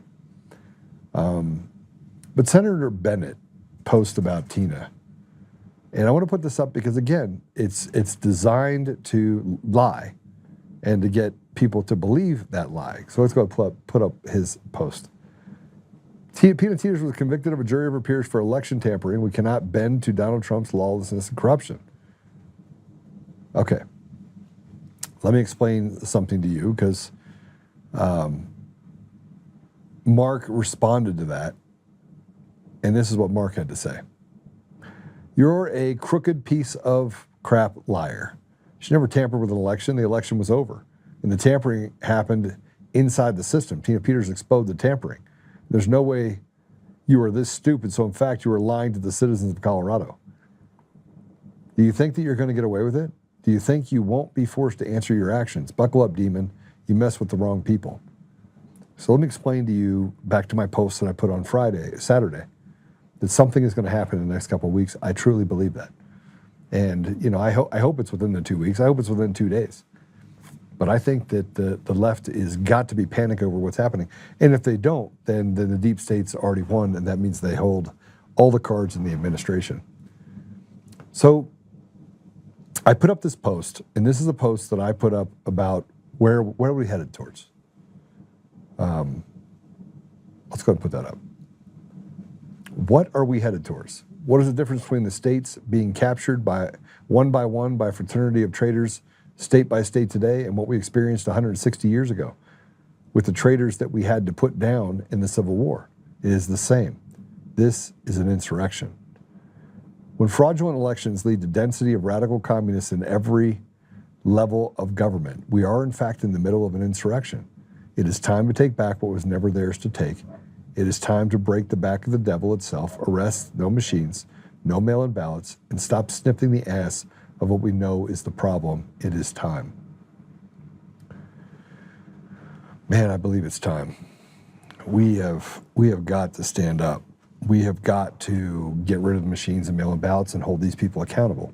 President Trump is 1-0. But I will point out what I said before, and that is I think we're in a place right now where it's temporary.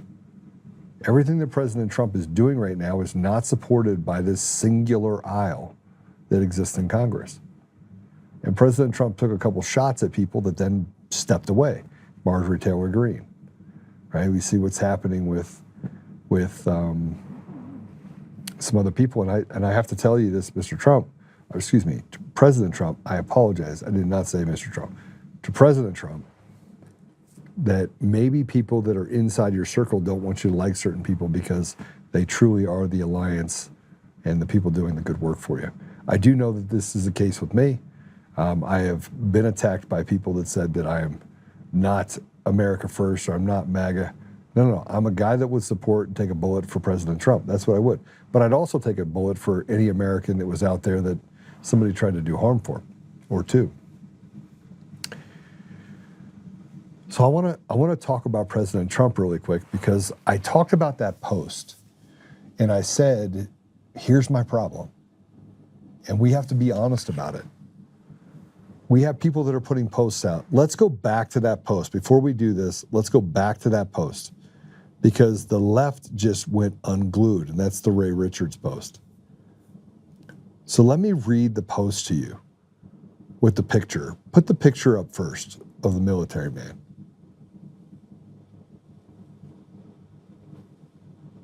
You see that picture?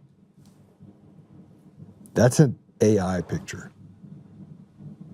That's not a real picture. That's AI. Now let me read to you what was underneath it. And this is the propaganda. This was actually created by Antifa. It was put on Antifa sites first. And then from there, they built this environment called Antifa Left, Right, Independent. So now they're trying to do is create an environment where Antifa is left, right, and center. It's not. It's got 472,000 people that are following it. And what people are doing is that they're grabbing that and they're putting it out there. This one was put out on January 8th by Ray Richards. I need to say something that has been bothering me for a while, and I'm saying it as a Marine Corps veteran who leans center right. See what they're doing? They're saying that I'm center right, so I'm just like you. Okay? This isn't partisan. This is observation.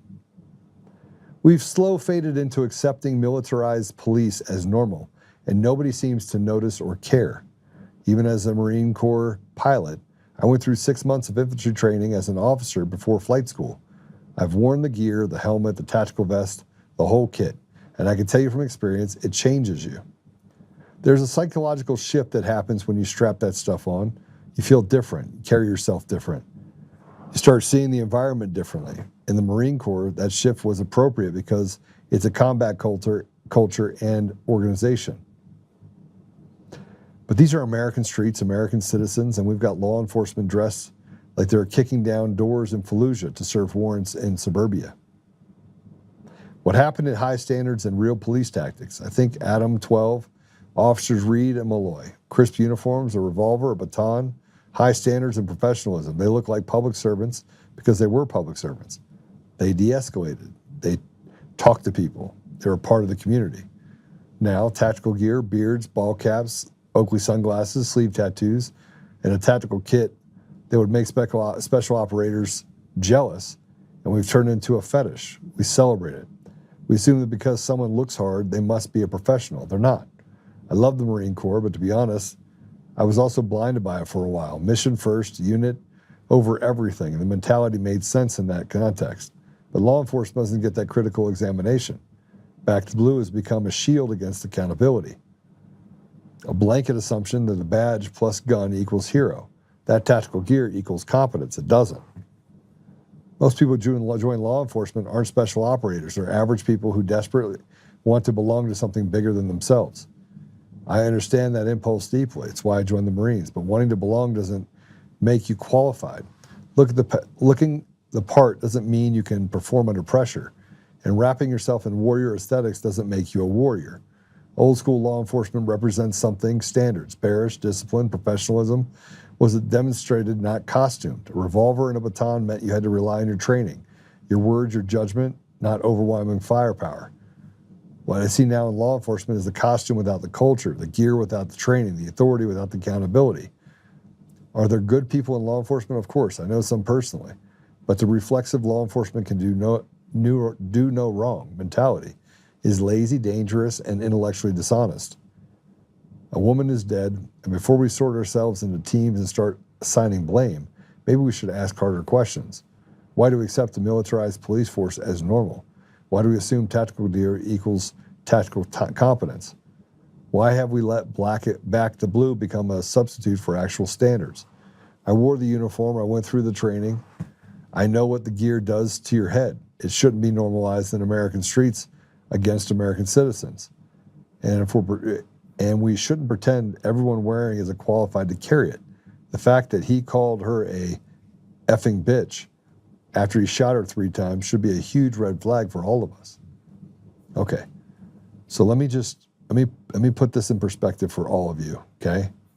Number one, I would not be surprised if what was written here was a lie. I wouldn't be surprised at all. Matter of fact, if you go to Ray Richards, if you go to his account and look it up, you can't see anything. He completely 1,000% made it so you can see nothing about his page. Go ahead and do it. Go do it. Go. There you go. There's his page. Go to the about part. There's nothing. You can see nothing. You can see 2 pictures. You can see 2 pictures, and when you go to those pictures, you can't click on them. He puts up a single post with a picture that gets 7,000 people to like it. A photo of someone that makes it look like that is what our law enforcement looks like that go out there for ICE. This is propaganda at its worst point. This is propaganda designed to do the same thing that George Floyd did in Minneapolis, that has led to all of these different protests where they want to at some point get the average everyday person to believe what they stand for is righteous and good. It is not righteous and good, and whoever wrote that was not a Marine.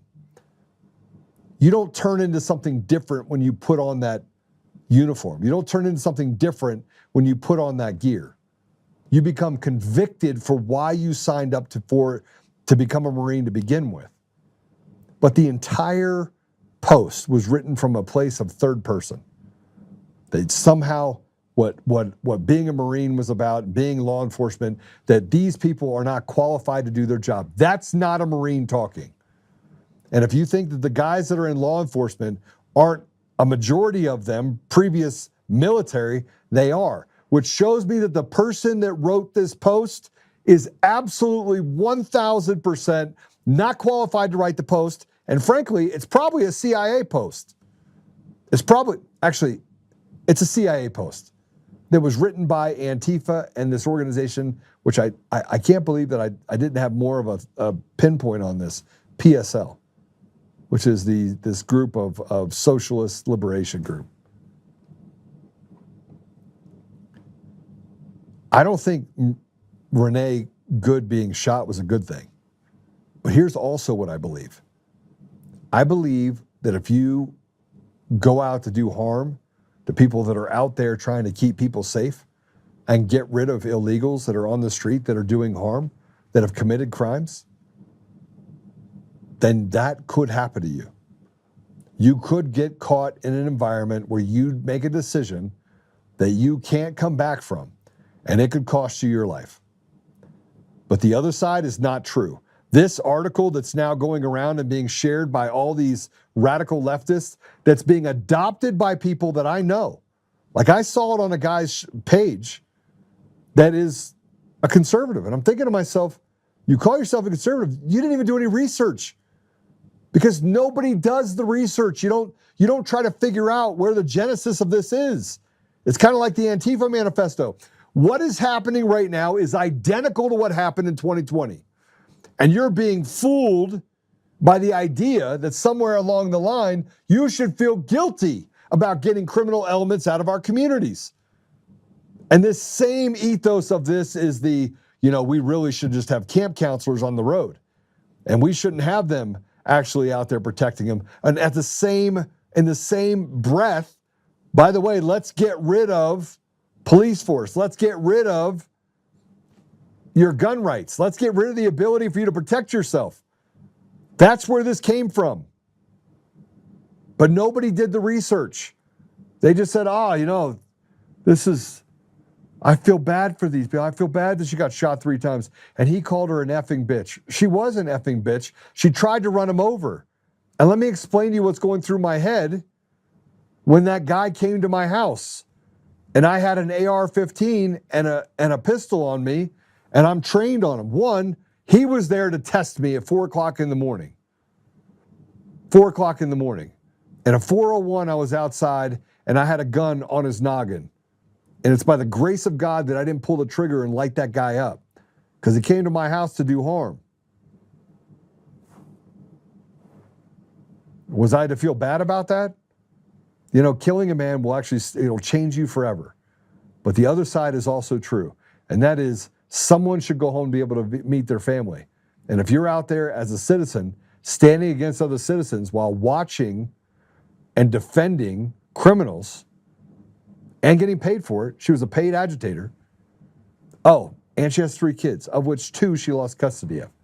But nobody talks about that either. And they're like, oh, well, Grok says it's not true. It is absolutely true. Okay, now let's get to this part. If somewhere along the line you were out there and you thought that, oh, you're right, we shouldn't militarize. No, we should not militarize the police. We shouldn't. ICE is not militarizing the police. ICE is there to get rid of people that shouldn't be in our country and stop. And to stop the victimization of our communities. Now, let me just tell you what the outcome is for not getting them out of our community. Go ahead and put up C1. This is Deborah Thompson. She was sexually assaulted by an illegal alien. He brutalized her in ways that would make a Hollywood horror film seem like Sesame Street. Well, Dakara clung to life. He took her battered body and threw it off a bridge. BLM never protested her. Race hustlers like Benjamin Crump, Al Sharpton, and Dominique Alexander remained stone cold silent. Jimmy Kimmel said nothing. Liberal influencers don't even know who she is. Not one liberal or Democrat chanted, say her name. Not a single one. The mainstream media buried her story extremely fast, like they wanted it gone before the sun even came up. Dakara Thompson was a mother, too. Her killer's action made her 2-year-old son an orphan, yet not a single Democrat posted about her.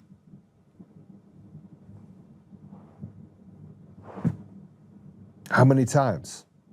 How about the 11-year-old in Colorado Springs that was raped by an illegal? Should we talk about the DUIs of the illegal? And oh, it was just a DUI. Well, how about the DUI that saw an illegal get 2 years in jail and he ended the life of 3 American citizens? Like, if you want to talk about not being a victimless crime, I have no interest in standing up for illegals. I want to start by saying you're here illegally. Now, whether or not we allow you to stay or we push you out and tell you to go is indicative of one thing and one thing only: have you broken the law? And if you broke the law, get out. If you haven't broken the law, if your parents were here illegally and you came in and you got an education, do I think there should be a separate path? Yes. But we're going to get rid of the propaganda in the school and start getting back to a place where we have a basis for truth. Because, frankly, we deserve it as Americans. We have been the daddy for people all over the world. Here's a protester, by the way. If you want to talk about the lunacy of what we're dealing with, this is a protester that's talking about Trump and his supporters. This is the radical left that gets supported by a post that says, oh, have compassion, and we got to get rid of these people because they're not even qualified to carry a gun. It's designed as an op, and you need to know it's an op, and you need to go tell people that it's an op because you know it's an op. But here's the protester talking about Trump. Make sure you're not blocking any kind of traffic. You're going to see those Trump trucks coming around with their Trump flags. They're not waving American flags. They're waving those Trump flags because we know who they love. Do not get into arguments with counter-protesters. It doesn't work. If they're still on the Trump train, they are far too gone. You are not changing anyone's minds today. Turn around and just let them tire themselves out, because that's what happens. They eventually just go home.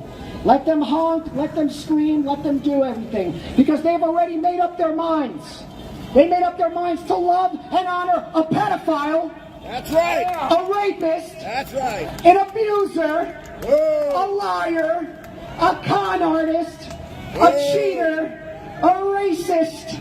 a fascist, a dictator, a felon, a globalist, an imperialist, a white supremacist. Okay, first of all, they're all white people there. They're all white liberals. And the problem with those people is that they actually don't believe what they're saying. They don't care about black people.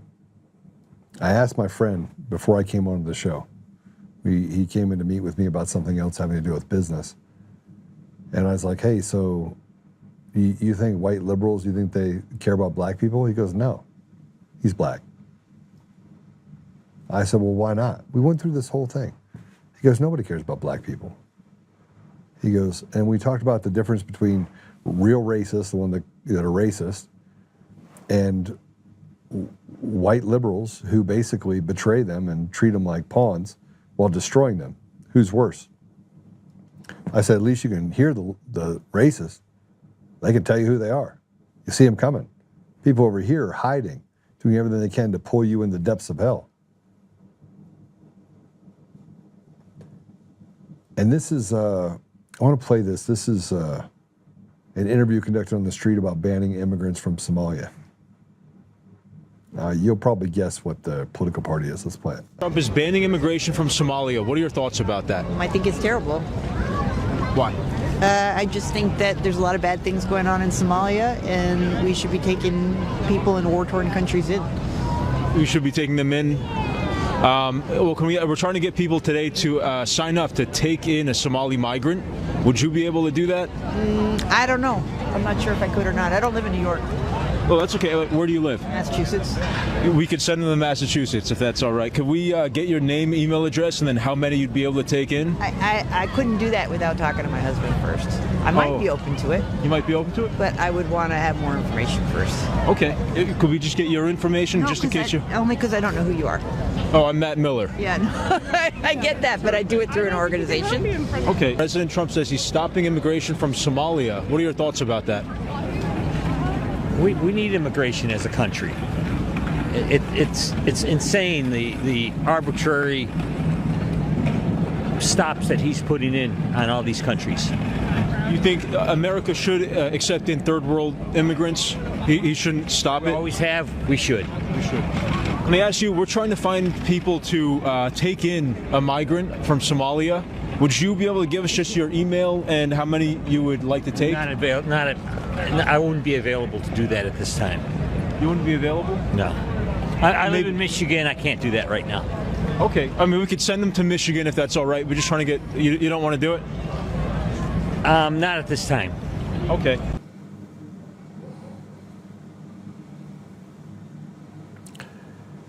You know, you say that war-torn country, you would be hard-pressed for people to understand where Somalia is. So just by without going to Google, don't go to Google, by a show of hands in the comments, how many of you know where Somalia is?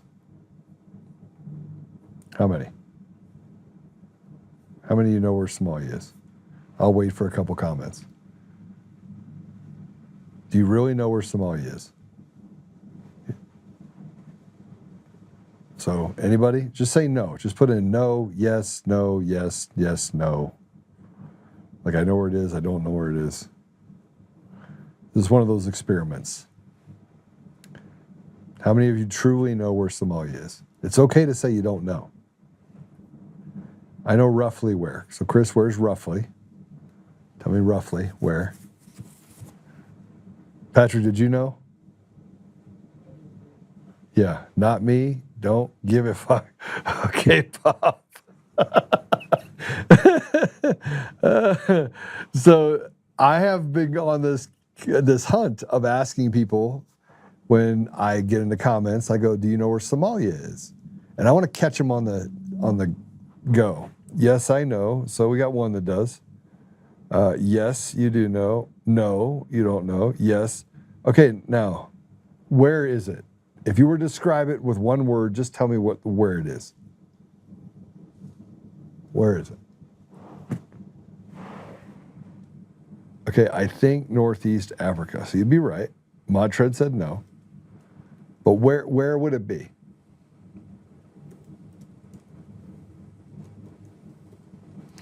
Okay, come on. Just a couple more comments. It's really, I'll be able to tell right off the bat whether or not you cheated, too. Where is Somalia? Okay, it's in Africa. Yes. No way it's in Africa. I thought, you know what? I thought it was in Britain with how many people were up there. East Africa. Okay, we're getting closer. East Africa. These comments are great, right? Not sure, so Bob Dole, Bob MF and Dole. Bob Dole, somewhere in Africa. Okay, so we know that somewhere in Africa, right? Okay, so there's one word that's always used. You've heard me say it before. It's called the Horn of Africa. It is on the northeast side of Africa. It sits above Kenya. Okay, and then, so most people don't know where it is. You have no idea. And you could say, well, how at war are they in Somalia? And they're like, oh yeah, it's terrible. And I just shake my head. I have people out there. I was talking to somebody who said, you know, we can't hold it always against these Somalis and everything else.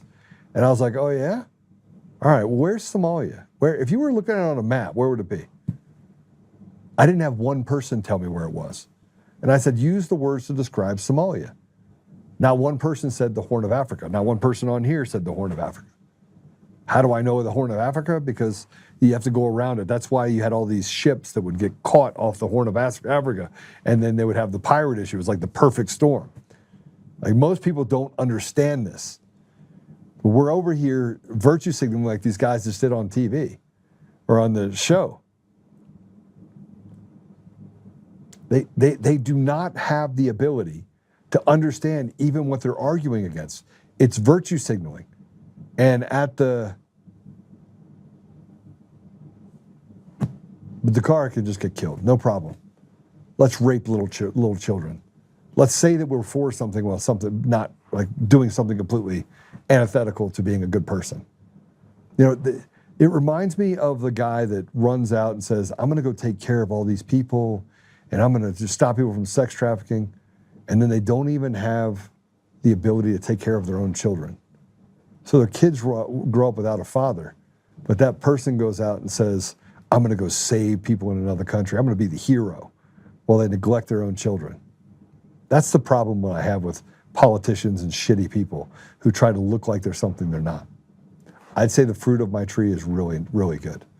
My children have had exceptional lives growing up. It doesn't mean I was always there because I was overseas, but I was always there. I was always present.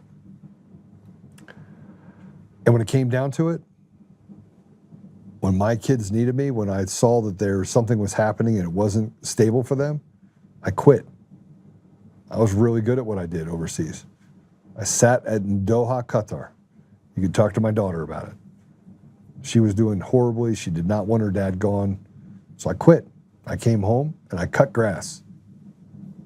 I cut grass at our family event center.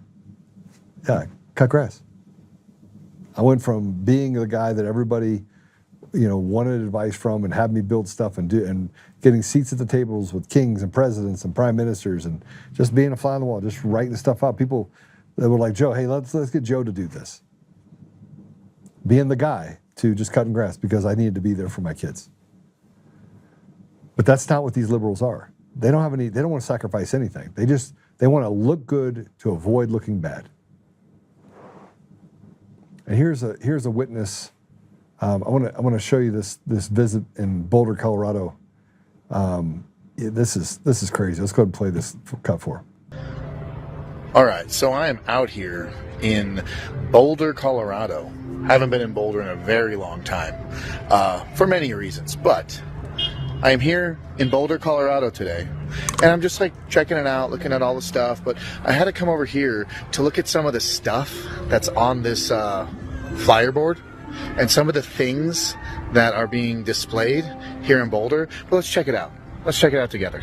We've got this amazing laundry list of propaganda here from the Young Democrat Socialists and training seminars and sessions on how to be a good little commie.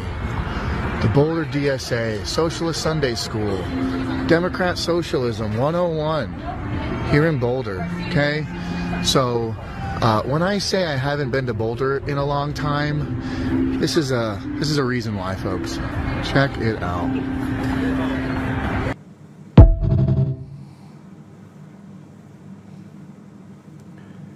So this is another one. And by the way, this is why I know that the state of Colorado is completely red, minus what they're trying to create in Boulder, because even people in Boulder, they don't speak up because they're afraid of how they're going to get bullied by these people that put up those signs. I would rip all that shit down, by the way. Like if I was in Boulder, I'd just walk over and start ripping it all down. And watch, nobody will say anything to you because they're sick of it too. They feel like they've been held hostage by these radical demons. They're demons. But here's somebody that moved to Colorado. Here you go. Something I think that's really interesting and weird since I've moved to Colorado is how much the locals don't want us here as transplants. Like, it's been really hard for me to meet people because everyone is so guarded and unwelcoming. It's been really shocking, honestly, coming from a city that's literally a melting pot of diversity. It's weird to me. I'm probably gonna get crucified or assaulted for making this video, but it's just been something that has stood out to me. It's true. People in Colorado don't like transplants. You wanna know why? Because you bring your radical shit here, which is what happened in Boulder, what's happened in Denver. But then you still don't represent the majority. And so you do things, you say you're gonna get crucified for putting that up there. People don't like liberals. Even guys don't wanna date a liberal chick. That's why liberal chicks date themselves. So sorry. I'm sorry I had to be the one to tell you, but the reason why you're a lesbian is because men will not date you, because you're awful. And obviously I'm talking about the radicals. I'm not talking about just a regular, normal, blue blood liberal, although you probably have some problems too if you voted for Kamala Harris. All right, so here's, and I think regular Americans are just fed up with what ICE has had to deal with. I'm not gonna tell you right now, I am not gonna stand against ICE, I won't. They get, the Cara, the one that had to lose her life, and her son is an orphan. Yeah, you go tell her family, you go tell him that you want to give illegals more rights. You want to give Somalis millions of dollars. You can't, the average black, white American can't go get health care. It's $2,000 a month per child. But Somalis get it for free. Illegals get it for free. Here, we're gonna give you millions of dollars so your kids can have full daycare. And then they don't give it to them. They don't give it to them because they don't work anyway. So they just stay home with their kids. And then they take them to the area mosque or put them in the school and do this thing while stealing millions of dollars. It's become a grift against the American people. We're basically slaves to IQ 60 that they did it on purpose. Let's take as much as we can. And let's destroy the American people, the American dream. 56 cents on every dollar, let's give to the illegals. And if you're a black family, if you're a single mom, you have no chance. Zero chance. Here, let's play this. This is a video of anti-ICE folks using frozen water bottles. Let's see. Check it out.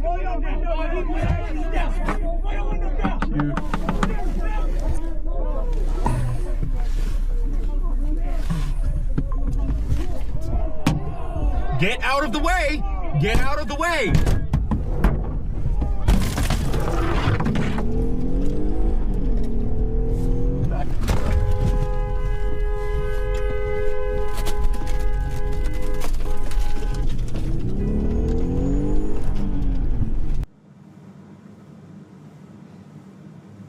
Throwing frozen water bottles. Yeah. They put Vaseline on the windshields. Yeah, it's pretty crazy. It's crazy what they're doing. So I want to end today with some laughs. Okay? And then I'll pray us out. I got some prayers to give. Gammy is really sick right now, so I want to pray for her. And I want to pray for Dave, and I want to pray for my friend Jeff. And if you have some other prayer requests, I know that I had some that I'd say I'd do. Put it in the comments, please, and I'll pray for those as well.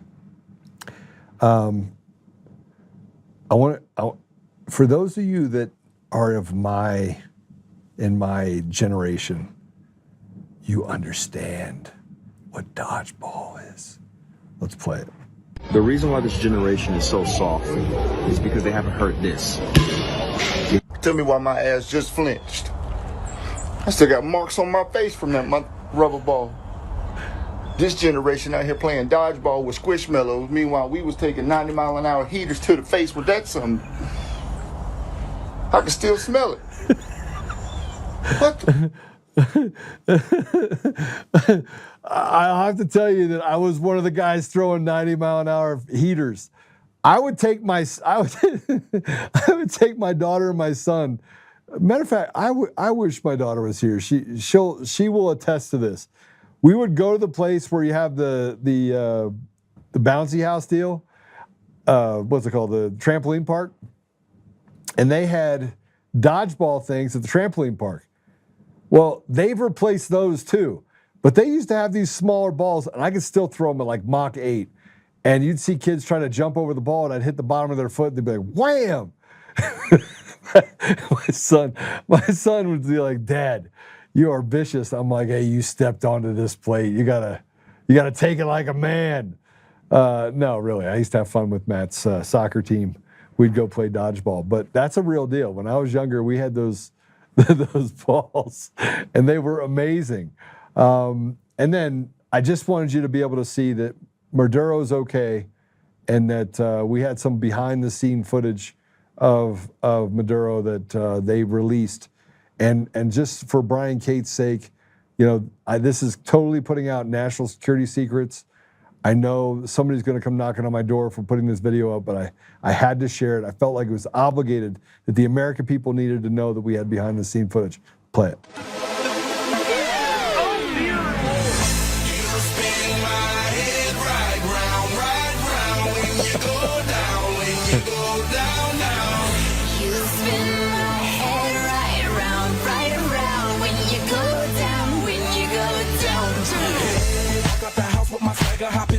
I got places to go.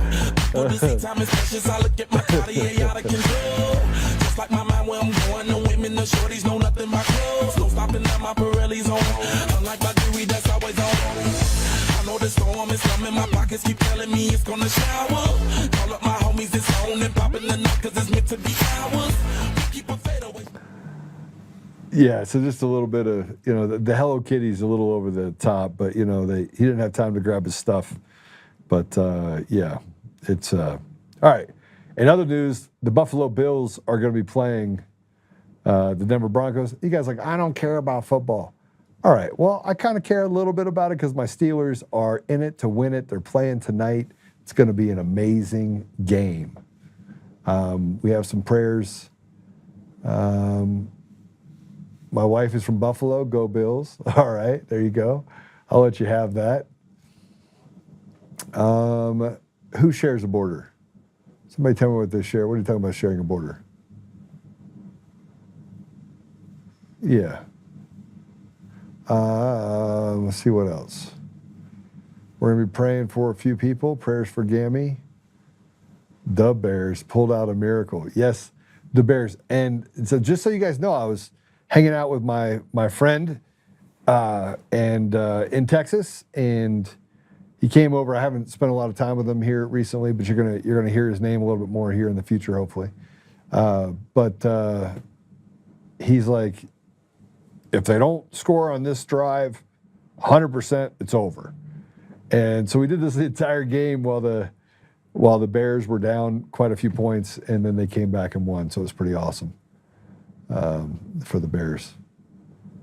Texans will shut down Rodgers. I can't hear you.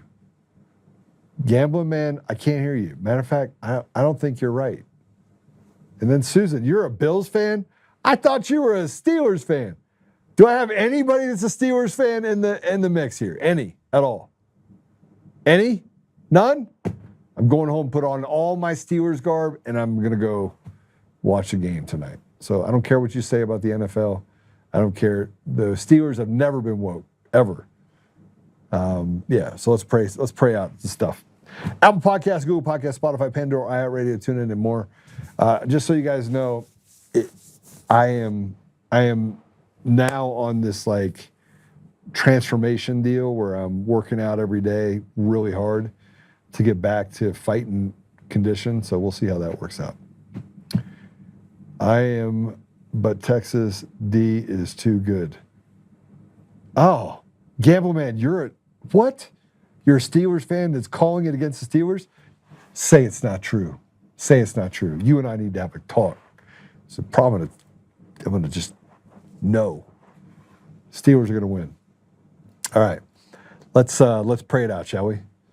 And remember, as always, you live in Buffalo? All right, well, you can be a Buffalo fan. They're going to be here in Denver, though.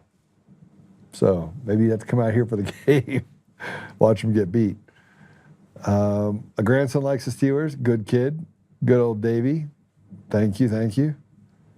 What did you say? No. What? Allie, you're a Steelers fan.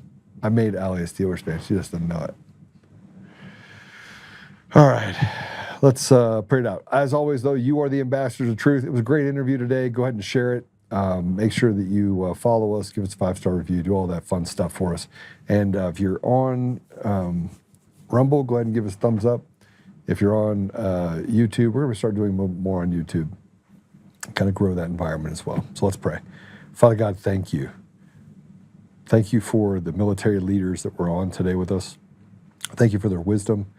And thank you for their care and support and for their ability to still want to serve even after retiring from active duty. Father, we're grateful for the people that are leaders in our nation, both that are serving in the administration, the president, the ICE agents, and the people that are really trying to make our country safer and to undo all of this radical things that have been happening in our community and our country for so long. We realize that we have an enemy within our ranks.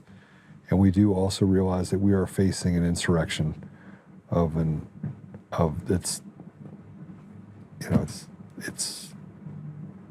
it's a real thing. Father, we do know that everything happens in your time. We do know that your will be done. So, Father, we do ask you, give us the strength to step in the gap. You give us the ability to be gracious and humble, while serving each other and binding ourselves together so that we can fight against this evil that we face. We do know that the ultimate goal is restoration, to restore you to every part of our life and to make sure we live by the good principles of the great book. Father, we ask you to bless those that are sick right now. Gammy's sick, and we just ask you to heal her. We ask you to look out and look over her and to give her comfort and peace and to make it so she can get right back into this fight. We also ask you, Father, to help my friend Dave, who obviously is battling cancer. And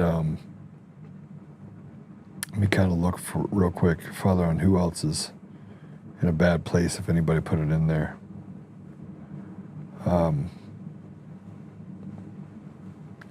We know that there's just a lot of opportunity for people to be in a position where they are sick, where they do face challenges like cancer and other debilitating diseases and or ailments. But Father, I just ask you to give people the ability to heal themselves, to change habits, to use the alternatives that we have out there to heal some of these sicknesses. More importantly, Father, I just ask you to give those that are sick comfort. My friend Jeff has just found out that he has no cancer in his body. So I'll say thank you, Father, for that. Thank you. Thank you. It's been a long road for Jeff. And I just ask you to look over Pam and Jeff as they travel back to Colorado, that they may do so safely and that they may have have the ability to kind of just relax and enjoy and celebrate this victory, your victory. Father, help us that we may support whatever it is that President Trump is doing, this 5D chess that we know is there. More importantly, Father, I just ask you to keep President Trump and his administration and the people that are working out there to restore good to our nation, that you keep them safe and that you allow them to bind themselves together and to see the evil coming before it comes and to be able to combat it. We ask for these things, Father, humbly, in Jesus' name. Amen. All right. You guys are sitting here talking. Enjoy your foosball. Thank you for everything, Joe. Thanks, Bob. It's good to see you guys. Remember, Apple Podcasts, Google Podcasts, Spotify, Pandora, iHeartRadio, TuneIn, and more. We're on a bunch of different channels, but go ahead and share with us. We're also doing really well on Facebook. I don't know what it is, but Facebook and Instagram. And I got banned on Instagram from sending comments because I got a nice comment sent over. And so I responded because they threatened me. So I obliged and sent something back, and Instagram banned me for 24 hours. So I'll just apologize to Instagram for biting into it. I let somebody live rent-free in my head for a minute, but that won't happen again. So God bless you all. See you soon. Have a great week, and we'll be right back at it tomorrow.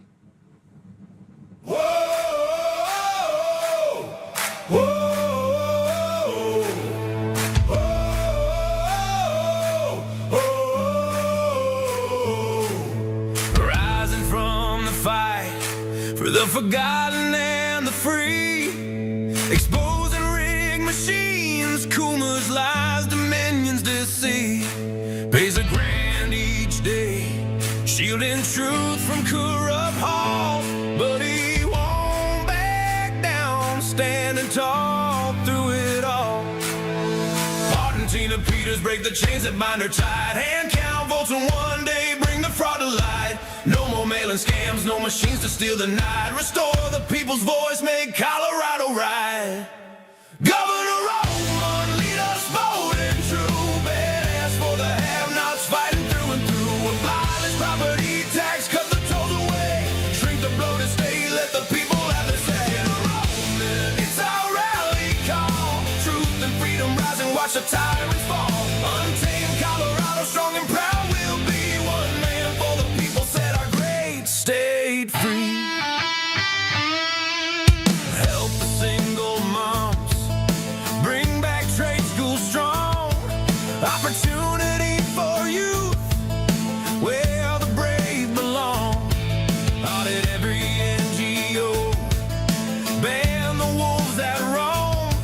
Reclaim our stolen land, bring the power home. Eric Kuma's fraud dominions, design, expose the stolen votes, cross a dangerous line. No more victimhood, no chains on you and me. He's running for governor for real liberty. Smash the fraud machine, pardon heroes jailed for the have-nots. Rising truth will never fail. One warrior defies the corrupt elite. Colorado reborn, strong on our feet. Governor Oltmann, lead us bold and true. Badass for the have-nots, fighting through and through. Property tax, cut the tolls away. Shrink the bloated state, let the people have the say. Governor Oltmann, it's our rally call. Truth and freedom rise and watch the tyrants fall. Untamed Colorado, strong and proud, we'll be one man for the people. Set our great state free.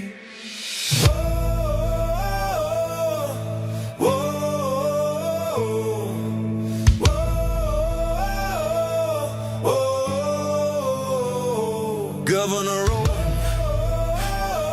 lead us bold and true. Governor Oltmann,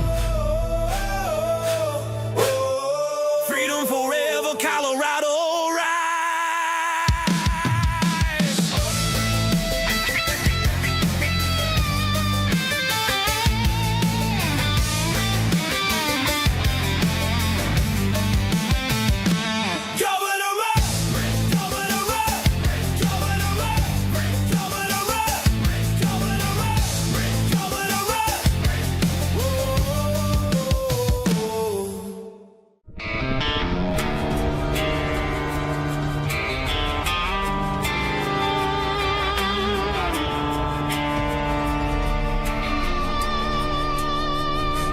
rise up untamed.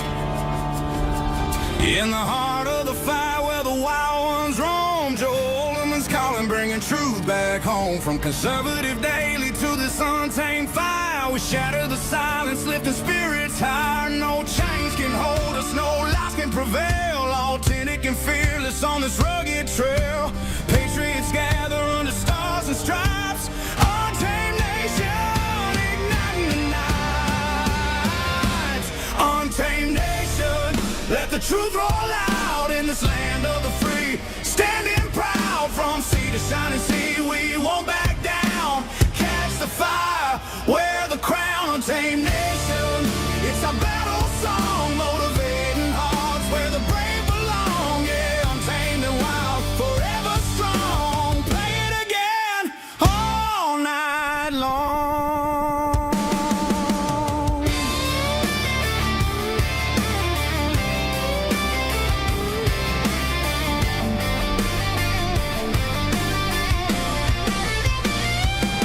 Break the mold, chase the real.